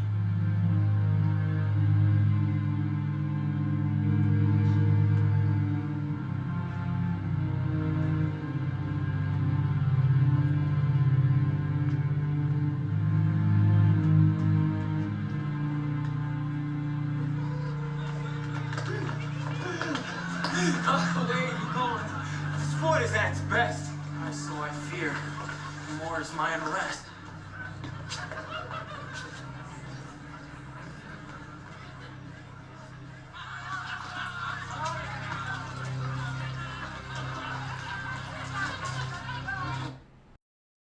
Então, eles se amaram, se beijaram, se separaram e aí sacaram que um é da casa contrária ao outro. E aí, daqui a pouco, vem o coro e explica pra gente. Mal a antiga paixão agonizava, um novo amor ensaia o seu lugar. A bela, por quem antes se matava junto a Julieta, nem sequer é bela. Estão mostrando como o Romeu é fickle, né? Como o Romeu é volúvel. Mas vamos ver agora o Romeu, que está apaixonado pela Julieta. Entramos no ato 2. Ele não vai embora da festa, ele não aguenta ir embora da festa. Ele vai para o balcão, ele vai para a cena do balcão. E aí ele vai ficar embaixo do balcão da Julieta e começa. Zomba da dor quem nunca foi ferido. E ela aparece na sacada. E agora é lindo, porque agora quem vai falar mais é ela. Aqui ele fala um pouquinho, né? Mas quem vai falar mais é ela e ele vai ouvir. Então, ela está em cima, ele está embaixo. O Baz Luhrmann faz ao contrário, ele vai inverter isso aí. Mas, normalmente, ela está em cima, ele está embaixo, ouvindo, escondido. Então, primeiro... Quer falar alguma coisa? Não, a gente prossegue. O Romeu não consegue ir embora da festa. Os amigos puxam ele, está na hora, né? E ele volta sozinho, e ele diz uma coisa muito interessante quando ele volta. Ele fala assim: barro, earth, encontra o seu eixo, encontra a sua essência. Ou seja, o apaixonamento por Julieta já tornou Romeu alguém absolutamente incompleto, longe dela. Ele fala: "O dull earth, return and find thy center." Então, e a gente fica absolutamente convencido disso, de que, de fato, essa experiência para o Romeu de não ser mais uno sem a Julieta é verdade, porque ele volta e a casa é cheia de segurança, né? Ele está entrando em terreno inimigo, se arriscando. Então, aquela ideia da complementação absoluta do amor, um sujeito não existe sem o outro, para o Romeu é absolutamente real, né? Para os dois, na verdade. Isso é um fato, não é uma metáfora. E aí ele, enfim, Então, ela... senão a gente não vai dar tempo, né? Vou É. começar aqui, ó. O Romeu olha, a Julieta surgiu na janela. Que luz surge lá no alto na janela? Ali é o leste e Julieta é o sol. Levante, sol. É a noite, né? Faça morrer a lua, ciumenta, que já sofre e empalidece, porque você, sua serva, é a mais formosa. É a minha dama, ó, é o meu amor. Como ela curva o rosto sobre a mão. Quem me dera ser a luva para tocar aquela face. E aí a Julieta aparece sem ver o Romeu e fala. Ela está pensando, depois da festa, né? Ai de mim. Ela fala. Ela não está ouvindo isso. Fale, anjo, outra vez, pois você brilha na glória dessa noite sobre minha cabeça. Romeu, Romeu, por que há de ser Romeu? Negue o seu pai e recuse esse nome. Ou se não quer, jure só que me ama e eu não serei mais dos Capuletos. Devo ouvir mais ou falarei com ela? Ele quer saber se ele se revela ou não para ela, né? É só o seu nome que é meu inimigo. Mas você, não é Montecchio. Que é Montecchio? Não é pé, nem mão, nem braço, nem feição, nem parte alguma de homem algum. Chame-se outra coisa. O que há num nome? O que chamamos rosa teria o mesmo cheiro com outro nome. E assim Romeu, chamado de outra coisa, continuaria sempre a ser perfeito com outro nome. Mude o Romeu e, em troca dele, que não é você, fique comigo. Muita coisa para ele ouvir. Fique comigo, ele gostou, né? Aí ele fala assim: eu cobro essa jura. Se me chamares de amor, me rebatizo. E de hoje em diante, eu não sou mais Romeu. E aqui, isso aqui é a marca, né? Essa escolha. Eu me rebatizo, eu não tenho mais nome. Ou seja, ela já abriu mão de ser Capuleto, ele está abrindo mão de ser Montecchio. Digamos, a explosão daquela ideia do indivíduo moderno, né? Daquele sujeito que está escolhendo agora o seu próprio nome, como se isso fosse possível. Mas é um gesto, né, de uma agência absoluta em função do amor. Fora que é lindo, né? Me chama de amor e eu me rebatizo. É incrível, né? Call me but love, I'll be new baptized. Aí ele se revelou e ela falou: quem é que assim, oculto pela noite, descobre o meu segredo? Pelo nome, não sei como dizer-lhe quem sou. Meu nome, cara santa, me traz ódio, porque para você é de inimigo. Nem sem palavras eu sorvi ainda dessa voz, mas já reconheço o som. Você não é Romeu e o Montecchio? Nenhum nem outro, se você não gosta. Coitadinho. Já não é mais nada. Como veio aqui, para quê? O muro do pomar é alto e liso, e para quem é você, aqui é a morte, se algum de meus parentes o encontrar. Com as asas do amor saltei o muro, pois não há pedra que impeça o amor. E o que o amor pode, o amor ousa tentar. Portanto, seus parentes não me impedem. Mas se o virem aqui, eles o matam. Há muito mais perigo nos seus olhos que em 20 lâminas dele. Isso que é o show, né? Há muito mais perigo nos... Gravem isso aí que funciona até hoje. Seu olhar me deixa protegido do inimigo. Eu não quero por nada que o vejam. Tenho o manto da noite para esconder-me. E se você me ama, não deixe que me encontrem antes perder a vida pelo ódio deles, que sem o seu amor não morrer logo. Olha a morte entrando aí de novo, né? Quem o guiou para chegares aqui? O amor que me obrigou a procurar. O meu rosto usa a máscara da noite, mas de outro modo eu enrubesceria por tudo que me ouviu dizer aqui. Queria ser correta e renegar tudo que eu disse. Mas adeus, pudores. Me amas? Sei que vais dizer que sim e aceito sua palavra. Se jurar, pode ser falso, e dizem que Zeus ri dos perjúrios do amor. Doce Romeu, se me amas mesmo, afirme-o com fé, mas se pensar que eu fui fácil demais, serei severa e má e direi não para que me implore de outra forma, nunca.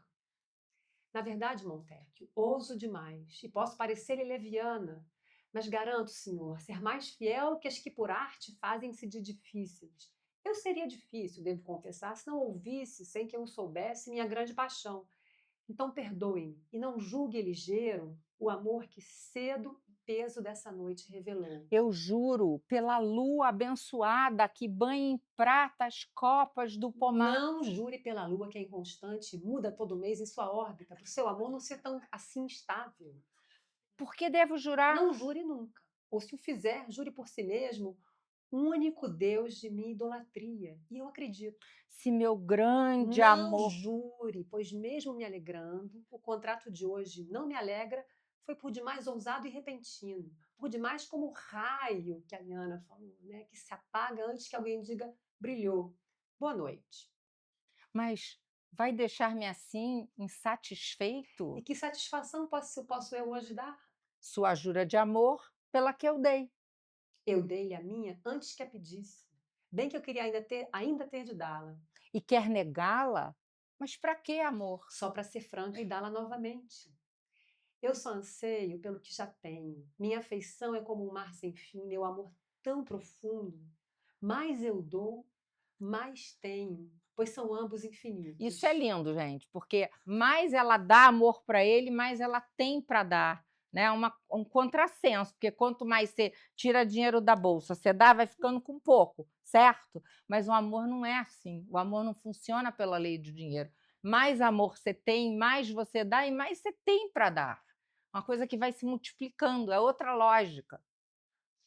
Aí a ama começa a chamar, ouço um ruído. Julieta! Até mais, amor meu. Ama, eu já vou. Seja fiel, doce Montecchio. Espere um momento que eu ainda volto. Por que devo jurar? Não jure nunca. Não, peraí, a gente Não, aqui voltou. já foi. Tarará. Peraí, vai Ah. deixar-me insatisfeito? Ó noite abençoada, eu tenho medo que, por ser noite, tudo seja sonho, bom e doce demais para ter substância. Aí ela voltou. A ama chamou, ela saiu e volta. 3 palavras, Romeu, e boa noite. Se acaso o seu amor tem forma honrada e pensa em se casar, mande amanhã dizer por quem buscá-lo no meu nome, onde e a que horas tem lugar o rito. E a seus pés porei tudo que é meu para segui-lo no mundo, meu senhor. Senhora! Já vou. Mas se não tens boa intenção, imploro. Vai. Não, peraí, voltou, errou. É porque você tá. É outra setinha. Qual para cá? É. Senhora! Já vou indo. Que se afaste e me deixe com a minha dor. E amanhã eu mando alguém. Por minha alma, 1000 vezes boa noite. 3000 vezes minha luz se foi. Aí Julieta Ela fala, volta. "Psh, Romeu. Psh." Quem chamou meu nome foi minha alma. Romeu, a que horas eu devo mandar saber? Às 9 horas. Sem falta. Até lá será como 20 anos. Mas eu esqueci porque eu chamei de volta. Deixe-me ficar aqui até você lembrar. Eu posso esquecer só para você ficar lembrando como é bom tê-lo aqui perto. Eu fico para você esquecer sempre. E esqueço até que tem um outro lar. Foi tão doce essa boa noite agora que eu direi boa noite até a aurora.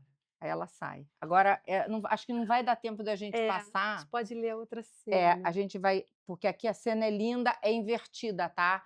É invertida as posições. Ela fica embaixo, aí cai na piscina. Ui, peraí. Tem que passar, Fernanda. Não sei passar isso aqui, não. Não, eu queria fazer um comentário. Bom, essa Agora cena do eu vou balcão falar. é uma das cenas mais famosas do Shakespeare, não é, gente? Enfim. A diferença da Julieta e do Romeu fica muito marcada aqui, porque quando ela está lá pensando depois do baile E essa ideia, eu acho que é importante a gente ver que ela está pensando. Ela tenta resolver um problema seríssimo, que é o problema do nome próprio. Né? E a Julieta é uma mulher assim, enquanto o Romeu está devaneando a lua, as estrelas, o firmamento, ela está tentando resolver uma equação complicadérrima, que é como tirar o nome Montecchio do Romeu, já que o Romeu é pé, é mão, é feição, o Romeu é concreto, o Romeu é um corpo. Então, é uma Julieta assim, que pensa, e ela pensa a partir de um desejo. E eu acho que é uma inteligência assim, emocional, sensorial, que é enorme em comparação ao Romeu, vocês não acham? Ali, nessa cena, Quê? Ah, nessa cena, o Shakespeare desenha muito essa caracterização de cada um deles. E o fato dela conhecer a regra, ela está infringindo a regra do pudor, né? Ela fala, adeus cerimônia, né? Você gosta de mim? Não vamos fazer difícil. Então, acho que a Julieta é um personagem que ela vai se revelando aos poucos para a gente. E aqui é explosão de maturidade. então, aí eles marcaram 9 horas no dia seguinte. Ela manda a ama no dia seguinte, combinam de casar, se casam, a gente não vê a cena do casamento, vê antes do casamento um pouquinho. E depois que o Romeu e ela se casam, ela vai para casa esperar o Romeu à noite. E, enquanto isso, o Romeu vai andar pela cidade. E quando ele anda pela cidade, é que ele encontra o Mercúcio, que eu já contei essa cena, e o Teobaldo brigando. O Teobaldo mata o Mercúcio grita: uma praga caia sobre a casa de vocês, e morre. Virei comida de vermes, e morre. E aí o Teobaldo volta, e aí o Romeu não se aguenta e mata o Teobaldo.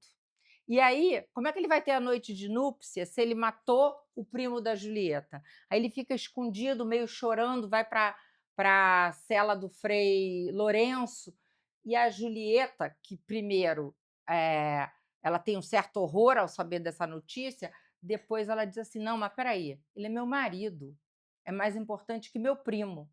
E manda a ama chamar o Romeu para ter a noite de núpcias com ele.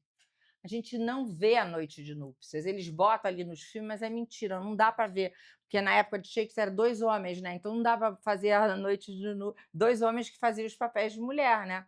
Não era um homem e uma mulher. Então não dá para fazer uma noite muito quente. Shakespeare não bota a noite, mas bota a despedida. E a despedida é a coisa mais linda, porque é a última vez que eles vão se ver vivos. E a Julieta começa a dizer assim, acabaram de, né, noite, tá raiando o dia, mas já quer ir? Ainda não é dia. Foi só o roxinol, não a cotovia. Verdade, amor, foi só o roxinol. Foi o arauto do dia, a cotovia, e não o roxinol. Ou eu vou e vivo, ou fico aqui e morro. Essa luz não é dia, amor, eu sei. É um meteoro que o sol exalou só para servir de tocha para você e iluminar seu caminho até Manto. Fique um pouco, não é preciso ir. Então que eu fique e seja executado. Concordo se é assim que você quer.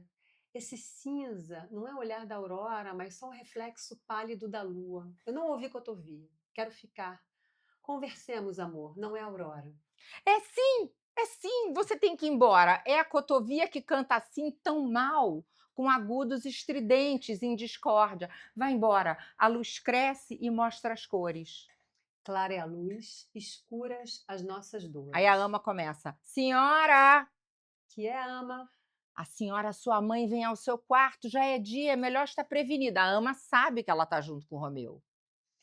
Janela, que entre a luz e saia a vida. Adeus, o Romeu diz, adeus, um beijo mais e desço. Aí ele desce, e aí eu acho que é uma das passagens mais lindas que a Julieta fala, né? Já se foi meu amor, marido e amigo, eu quero que me escreva de hora em hora, pois são muitos os dias de 1 minuto. Contando assim, eu já estarei velhinha antes de rever o meu Romeu. Adeus, não perderei nenhuma ocasião de mandar meu amor e novidades. E olha como é que a Julieta tem um pressentimento. Você crê que algum dia nos veremos? Sem Ele está lá embaixo e ela está em cima. Sem dúvida, e essa dor que hoje sentimos servirá para conversa no futuro. Meu Deus, só sou vidente para o mal. Parece-me que o vejo bem distante, como um morto, no fundo de um caixão. São os meus olhos ou você está pálido? Aos meus, querida, você também está. A dor bebeu o nosso sangue. Última vez que eles se Adeus. última vez que eles se veem, ela tem a premonição de que não vai vê-lo mais vivo, vê ele como se estivesse morto, e ele também. Eu vou mostrar essa cena, que essa aqui é irresistível. Olha que coisa linda, no filme Shakespeare Apaixonado. Methinks I see thee now, thou art so low as one dead, bottom of the tomb. Then my eyesight fails, while thou look'st pale. Trust me. My eyes so do you.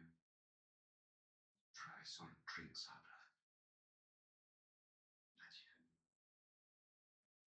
Bom, seria a última cena que eles se veem vivos. Como é que vai pro outro? Né, não, eu acho que tem uma Isso coisa. aqui não essa- adianta fazer. Isso aqui é muito. Não, acho que não vai ter tempo. Mas a gente já pode começar a preparar o encerramento, né, Eliana? A conclusão. Mas sobre essa cena, então, que é o despertar de Romeu e Julieta depois da primeira e única e última noite de amor. É a primeira, a única e a última. Talvez a noite de amor mais famosa da literatura. Só que a gente não vê, como a Liana falou, né? Não vê, peraí, eu tô. A gente vê essa alvorada. Isso também a gente vai A pular. ideia da morte aqui é curiosa, porque a to die, em inglês, também tem a ver com la petite mort, que é o gozo. Então é engraçado que os dois se veem mortos, mas eles também estão mortos porque gozaram a noite toda, né? Porque transaram. Então tem uma ironia trágica e muito erotizada aqui na linguagem da peça, que, aliás, é toda erotizada. A guerra é muito erótica, porque esses caras com as espadas eretas, desde o começo da peça, o Shakespeare explora essa erotização da guerra também o tempo inteiro, com piadas de duplo sentido, né? São os caras com as espadas eretas se penetrando. Então tem penetração de todo jeito na peça. A linguagem tem uma camada da linguagem que é completamente sexualizada. E aqui nessa cena é tragicamente, lindamente erótico, porque eles se veem mortos, né, é a última vez que eles vão se ver nessa despedida, e eles estão mortos de amor. Então o to die aqui tem essa ressonância do gozo também, tá? Então, a gente vai dar uma puladinha e vai para o final para não deixar ninguém insatisfeito, que nem o Romeu, né? Então, para finalizar, né, essa peça está trabalhando, gente, antes de Freud, 400 anos de Freud, com morte e vida, pulsão de vida e pulsão de morte, Eros e Thanatos, na peça inteira. A imagem do relâmpago, esse amor que é rápido, perigoso e que se extingue e que morre, né, e vai terminar com a morte dela. E o contexto da guerra. Agora, a cena final, cadê? Ela não botou a cena final? Tá aqui. Tá. Não, aquela lá? É essa aqui, né? Essa aqui é o seguinte, é rápido porque é o do Shakespeare Apaixonado. Para Mostra, terminar mesmo. mostra o Romeu comprando o veneno de um boticário pobríssimo, paupérrimo. Ele está vestido ricamente, porque é o seguinte, tem que explicar isso, né? Tem que explicar, senão não vão entender, porque ele fala, eu compro a sua pobreza, e o cara está vestido que nem um rei. Por quê? Porque no Shakespeare Apaixonado, quem faz o papel do boticário é o empresário que está financiando a peça. E ele pede, eu tenho que fazer um papel. Aí o Shakespeare, que é o diretor, não existe na época, diz assim, tá bom, vai fazer o papel do boticário. Só que ele é rico. Aí, ao invés de ele vir com trajes de Os Miseráveis, ele vem com um traje riquíssimo. Então, o Romeu fica meio assim, né? Mas, enfim. E aí a gente vai ver, o que eu acho legal nessa cena é vocês verem a reação da plateia, porque essa é a estreia mundial de Romeu e Julieta. Então as pessoas ouviram o prólogo, viram a peça se desenvolver, mas não sabem exatamente se eles vão acordar a tempo de se beijarem, né? Ai, Fernanda, bota aqui você, peraí. Pronto. Tá, aqui, né? Isso. Vai lá, ó. Ó, o Boticário pobre. If they're not thy will.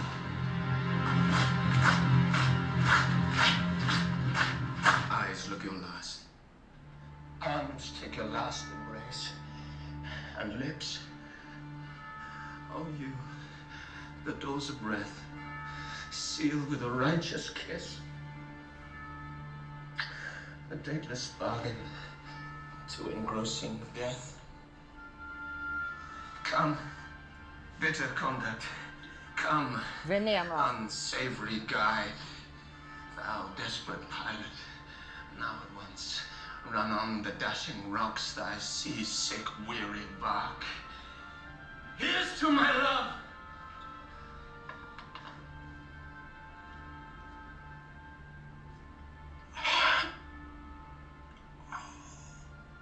Forte veneno. Apothecary. Thy drugs are quick.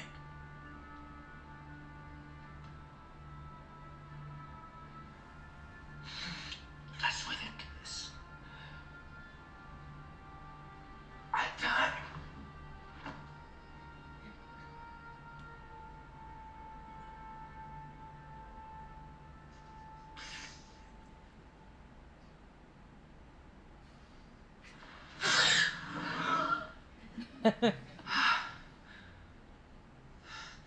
Where is my lord?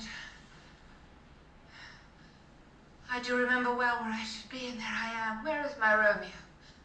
Dead!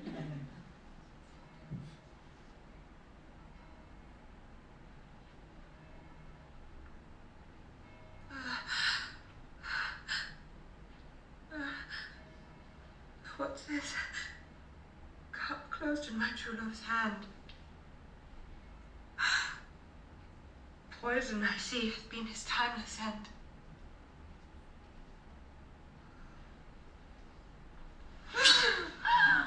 Oh, happy dagger! This is thy sheath.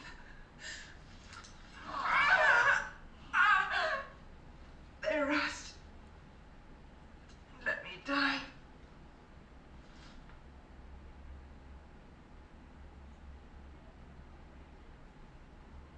A glooming peace this morning with it brings. The sun for sorrow will not show his head. Go hence, have more talk of these sad things. Some shall be pardoned, and some punished. For never was a story of more woe than this of Juliet and her Romeo.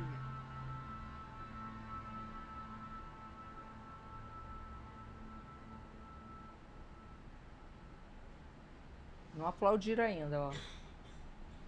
Tô esperando. Será que vão aplaudir? É a novidade, né? Tem uma novidade grande.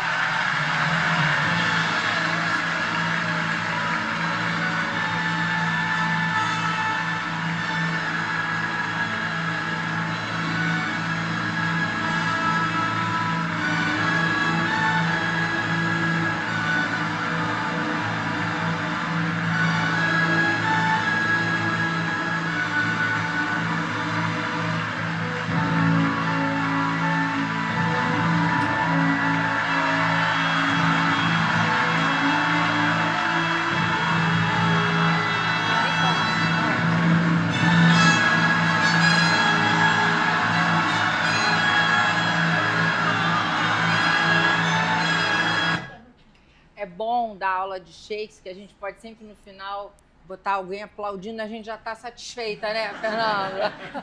Não precisa aplaudir. Gente, então agora a gente vai abrir para perguntas. Já é 1h da tarde. A gente começou meio atrasadinho, a gente tem uns 10 minutos. Não, se quiserem. Se vocês quiserem. Se vocês quiserem. Mas eu recomendo que vejam esse filme Romeu e Julieta para introduzir. Porque ele mostra o Shakespeare escrevendo a peça descobrindo aquele tema na experiência dele como poeta. O Shakespeare apaixonado. No Shakespeare apaixonado.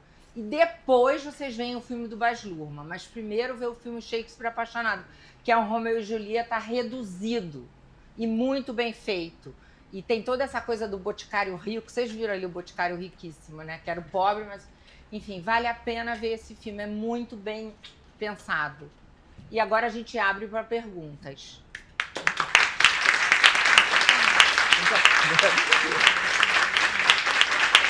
Obrigada. Eu gostaria de perguntar se na literatura sobre Shakespeare existem discordâncias sobre a questão da moralidade na obra. Dessa peça?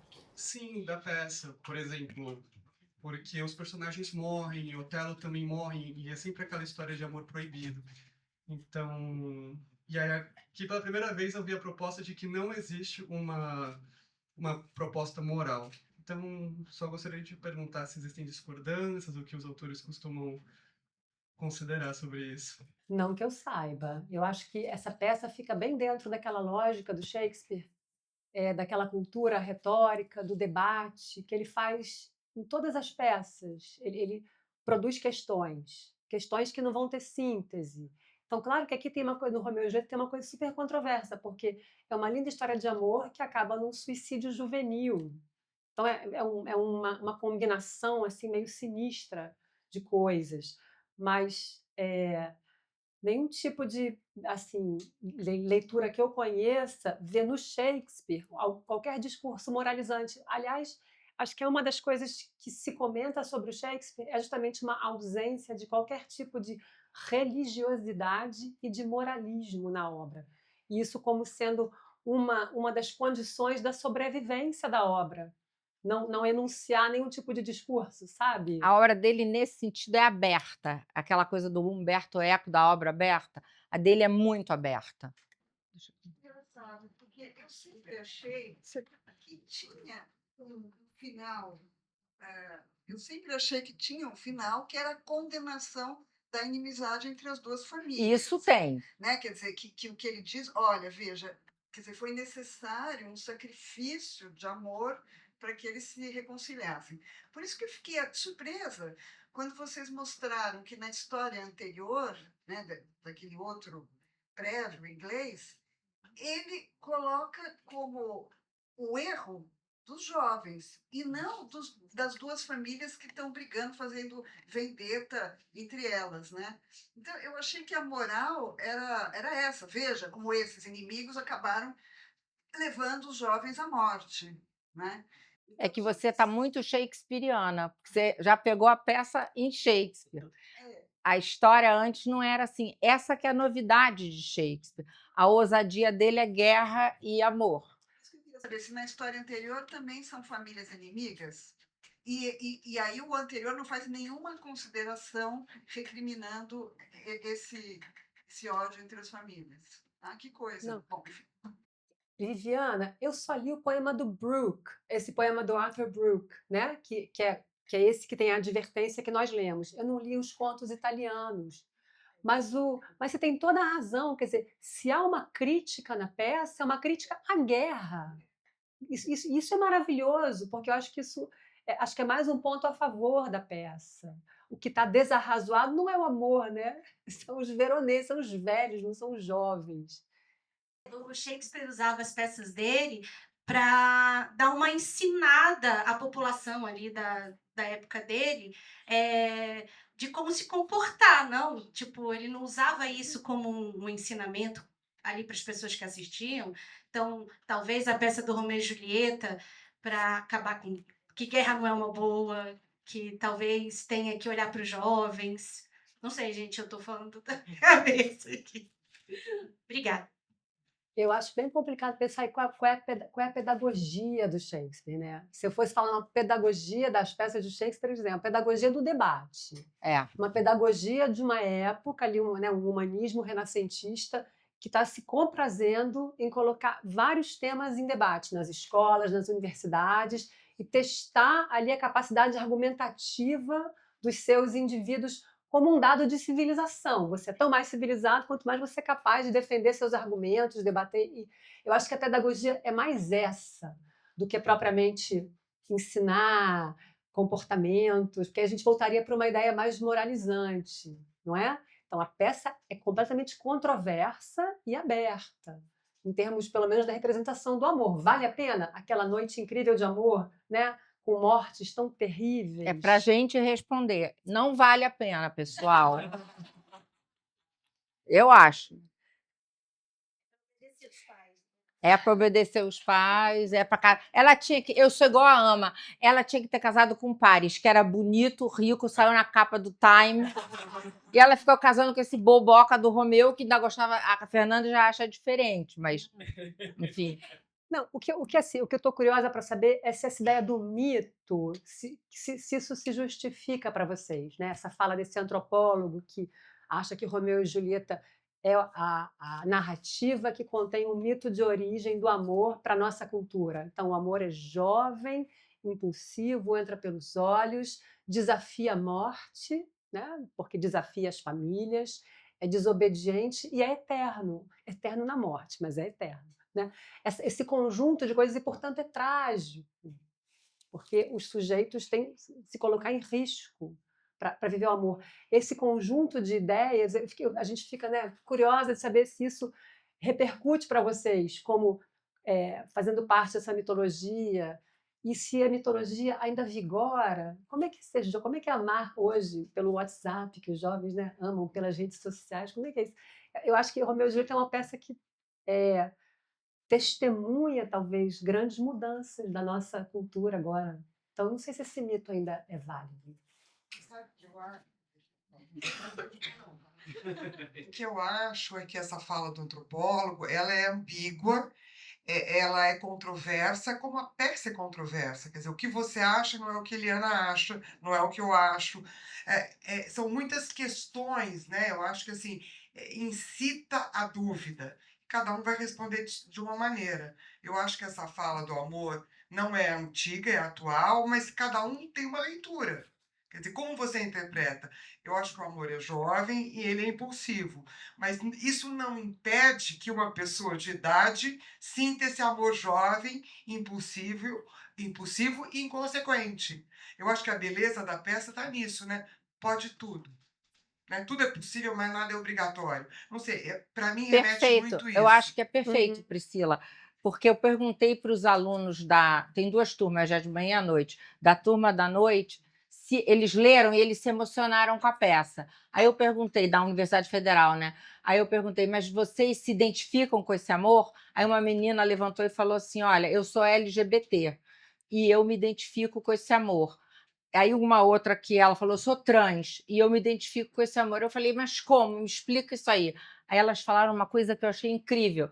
Elas falaram assim, o amor cortês, aquele amor idealizado, é o amor das redes sociais, que você não vê a pessoa, que você fica amando imagem, imagem longe, que está sendo embelezada de longe. O amor de Romeu e Julieta é o amor que eu, como não sou eu não, tá, gente? Mas eu, como LGBT, mulher trans, eu vivi e vivo mais tarde, porque a grande guerra que a gente enfrenta hoje não é a guerra civil, mas é o preconceito.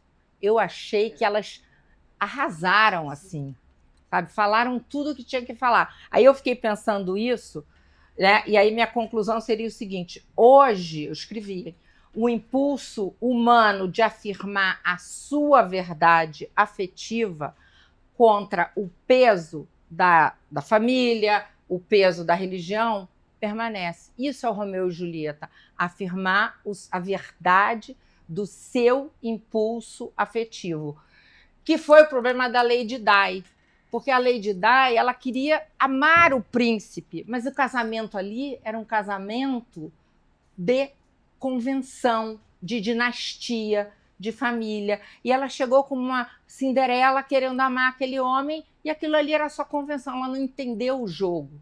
Era outro jogo sendo jogado na monarquia inglesa. Então, agora fica para vocês, né? Eu não recomendo, hein? acaba em tragédia sempre.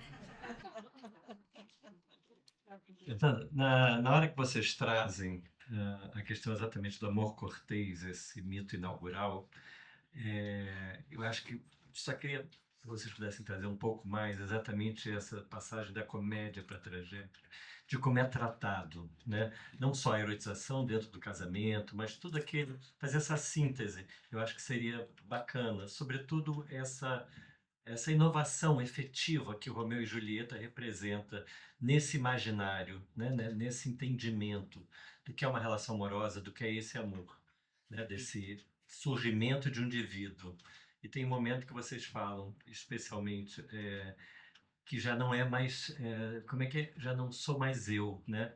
Sou parte de algo. Então, acho que isso aí, só para tentar uma síntese dessa... do inaugural de Romeu e Julieta em relação ao imaginário, ao entendimento desse amor. Tá. Eu acho que você vai falar sobre essa ideia do amor se tornar um tema de tragédia. Se era, classicamente, um tema da comédia. O que existe na experiência amorosa que justifique, que se constitua, né, de matéria trágica? Então, se a gente vai pensar a tragédia como aquela experiência, a tragédia moderna, não a tragédia clássica do destino, mas a tragédia moderna shakespeariana, que vai fazer um certo combinado entre um jogo do destino e da escolha. A tragédia vai colocar sempre os indivíduos em conflito consigo mesmos, em alguma medida. Porque essas decisões drásticas, né? Macbeth, matar ou não matar o rei, o Hamlet, a mesma coisa, né?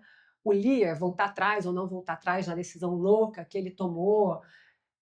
Essas decisões colocam o sujeito num conflito profundo consigo próprio, e esse conflito, em última instância, leva à morte. Os heróis trágicos, eles morrem de si próprios. Ora, então começa-se a perceber que o amor passa a ser um afeto que produz esse mesmo efeito nos sujeitos. Separa os sujeitos deles próprios.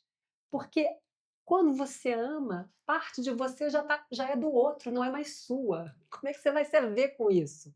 Então, tem uma dispossessão em quem ama, uma dispossessão de si, que, se não for bem cuidada, né, leva à morte. Porque se eu já não sou mais dono de mim, se eu entrego uma parte de mim ao outro, olha a vulnerabilidade a qual eu me submeto.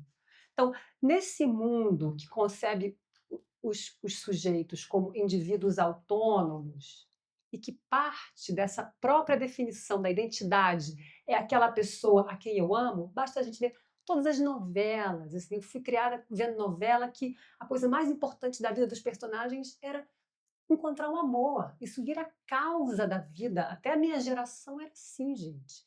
As mulheres, nem as mulheres que sabiam que ter uma carreira, trabalhar, o casamento não era para sempre, mas mesmo assim, esse horizonte do encontro amoroso era o desejo máximo, que foi o que você leu, que te motivou a fazer a série, não é? Então, aquilo que me identifica como ser não me pertence, porque depende do outro. Isso é uma condição trágica, porque rouba de mim a minha agência, no lugar onde eu acho que eu estou tendo a minha escolha. É barroco, né? Perfeito. É barroco. A gente vai chegar no Camões, o amor é chama que arde, sem arder, é ferida que dói e não se sente. É o paradoxo que essa peça explora tanto, as antíteses, Capuletos e Montecchios, amor e ódio, guerra e paixão. A peça é cheia de antíteses. Então, o amor começa a experiência antitética desde o interior do sujeito até o exterior. Daí isso ser uma matéria trágica e daí isso ser da modernidade, porque a modernidade centra a sua atenção no indivíduo. Quando seu pai escolhia, tudo bem. Agora não, é você que acha que escolhe. Mais ou menos? A gente acha que escolhe, né? E ela disse que a gente escolhe, né? Não. A gente escolhe casar, não casar, mas não escolhe por quem se apaixona. E pronto. Aí isso já e aí também complicado. Extrapolar um pouco, dizer, quando eu amo o outro, eu me vejo no outro, o que ele provoca em mim é quem eu sou agora. Eu posso amar ou não essa figura que agora eu sou, amando esse outro. Pronto. É uma mulher analisada. É uma mulher analisada. bem posto. Arrasou, lacrou. Arrasou. Então, gente, convidamos para as próximas palestras, né? Eu queria agradecer, Fernanda e Eliana, por essa manhã.